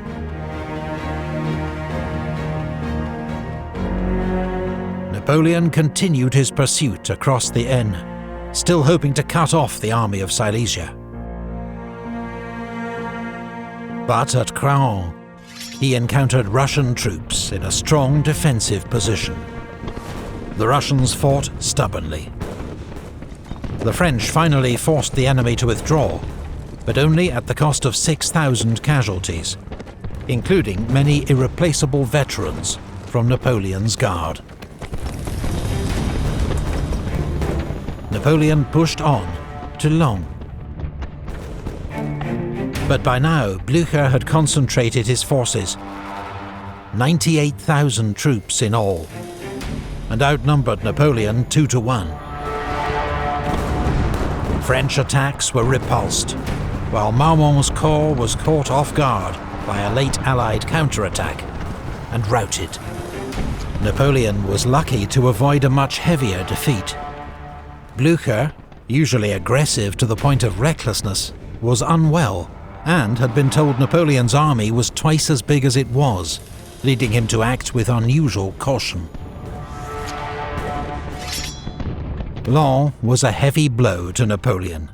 6,500 casualties he could not afford. Undaunted, he fell back to Soissons, and after a brief moment to reorganize, he marched on the city of Reims, which had just fallen to Saint-Priest's Russian corps. In a whirlwind assault, Napoleon retook the city. Saint-Priest himself was mortally wounded, his corps routed.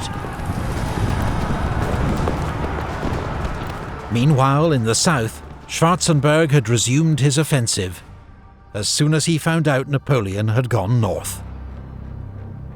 In heavy fighting, he'd driven Oudinot and MacDonald back from the River Aube.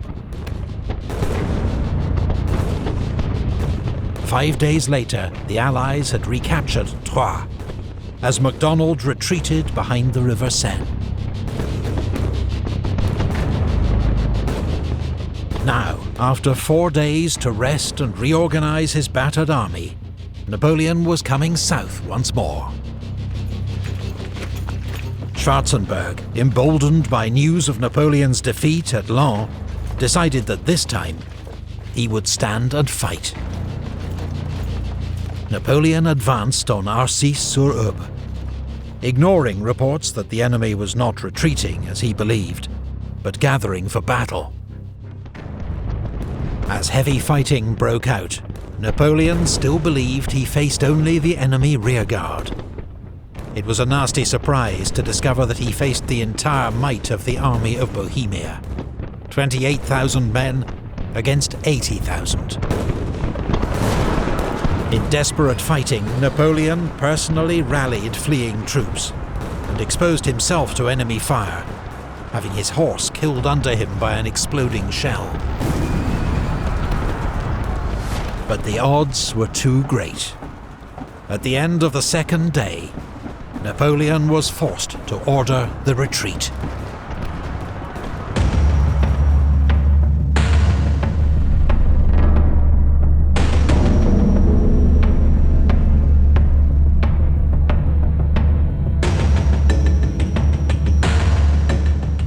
Napoleon believed his army was now too weak to take on the Allies directly, so he decided to change strategy.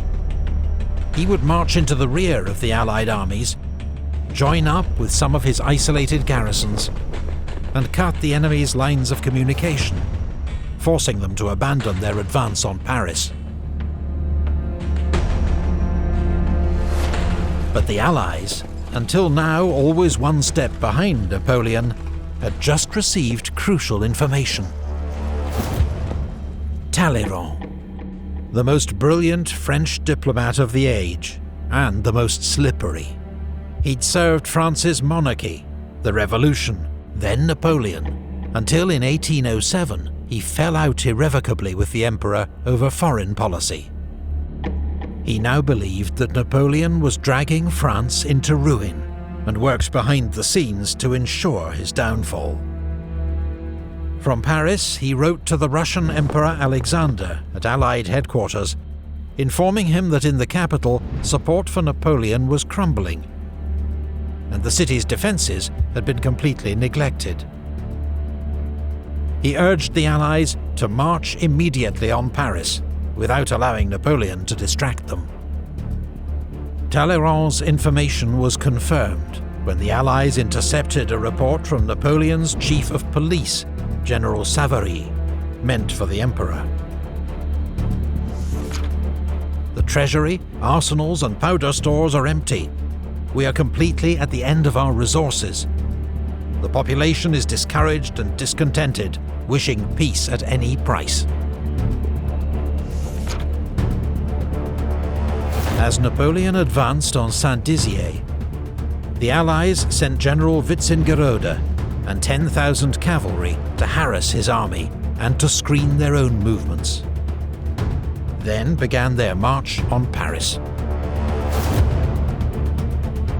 At Fère-Champenoise, they collided with Marmont and Mortier's corps, advancing to join Napoleon.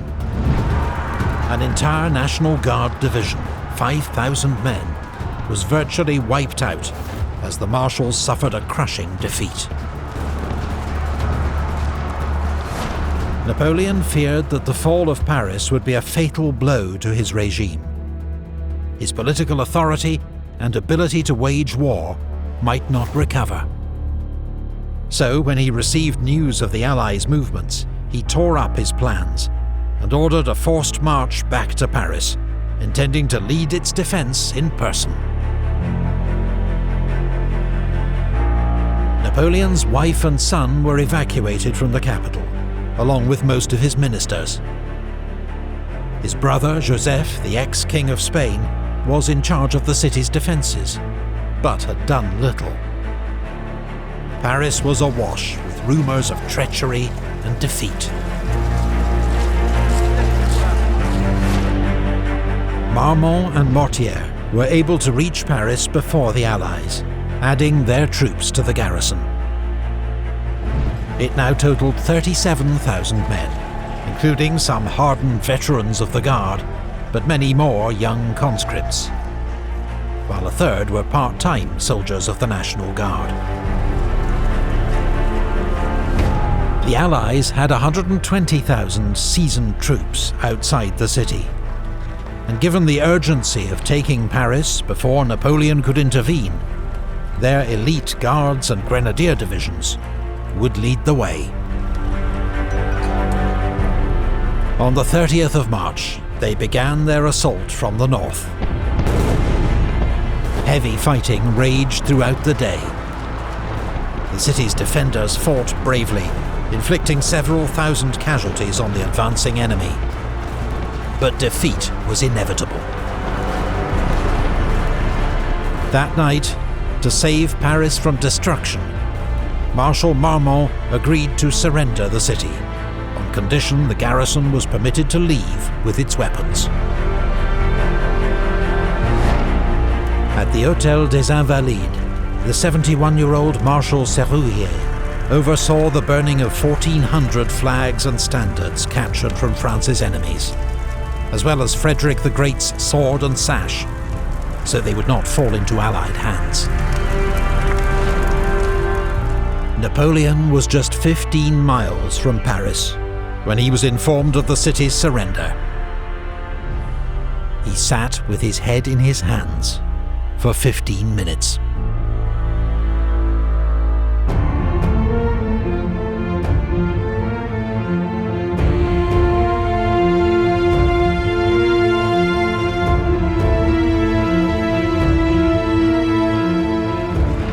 On the 31st of March 1814, France's enemies marched into Paris for the first time since the 100 Years' War.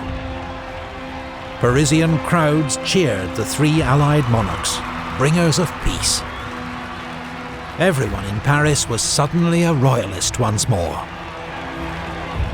Above all, they cheered for Emperor Alexander of Russia, now hailed as Europe's saviour. Don Cossacks bivouacked on the Champs-Élysées. Allied troops generally behaved well.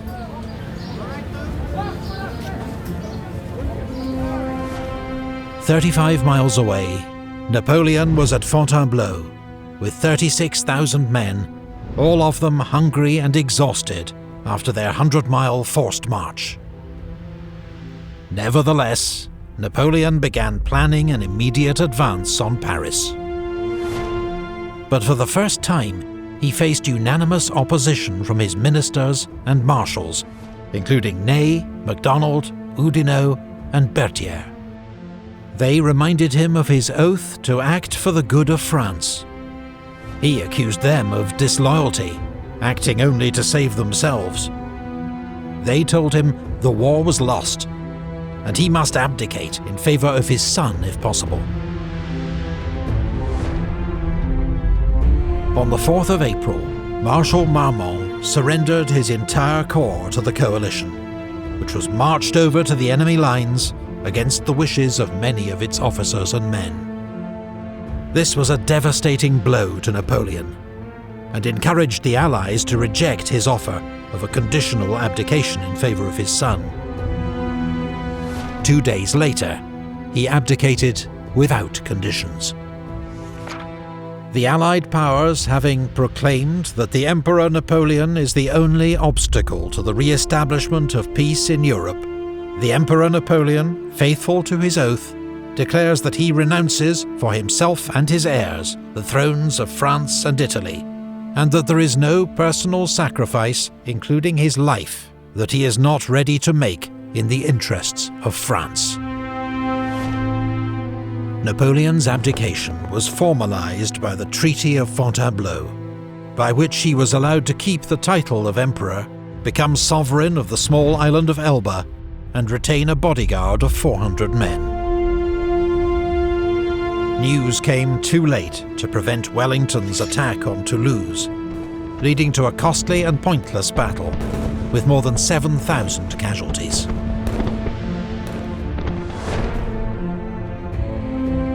The night after his abdication, Napoleon tried to commit suicide, using the poison that had been made for him in Russia, in case of capture. But it had lost its potency, and he survived.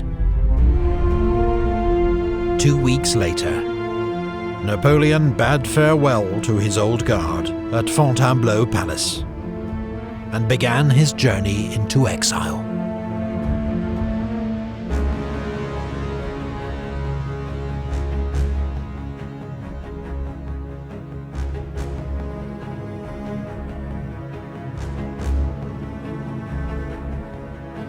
The Napoleonic Wars, which had raged on land and sea for 11 years, seemed finally at an end. The death toll is unknown, but historians estimate that 2 to 3 million lives were lost across Europe. Most soldiers died not in battle, but from disease. Many thousands were left maimed and disfigured.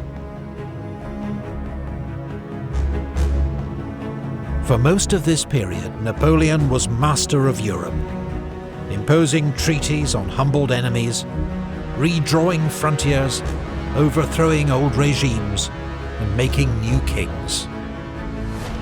He was the last figure in history to combine total political power with frontline military genius, in the mould of Alexander and Caesar.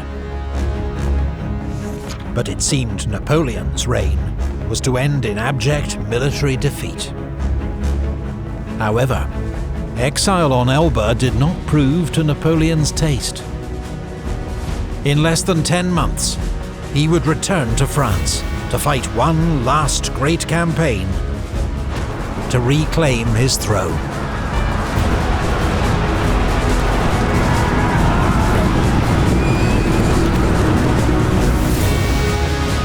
Thank you to all our Patreon supporters for making this channel possible. Visit our Patreon page to find out how you can support the channel, get ad-free early access, and help to choose future topics.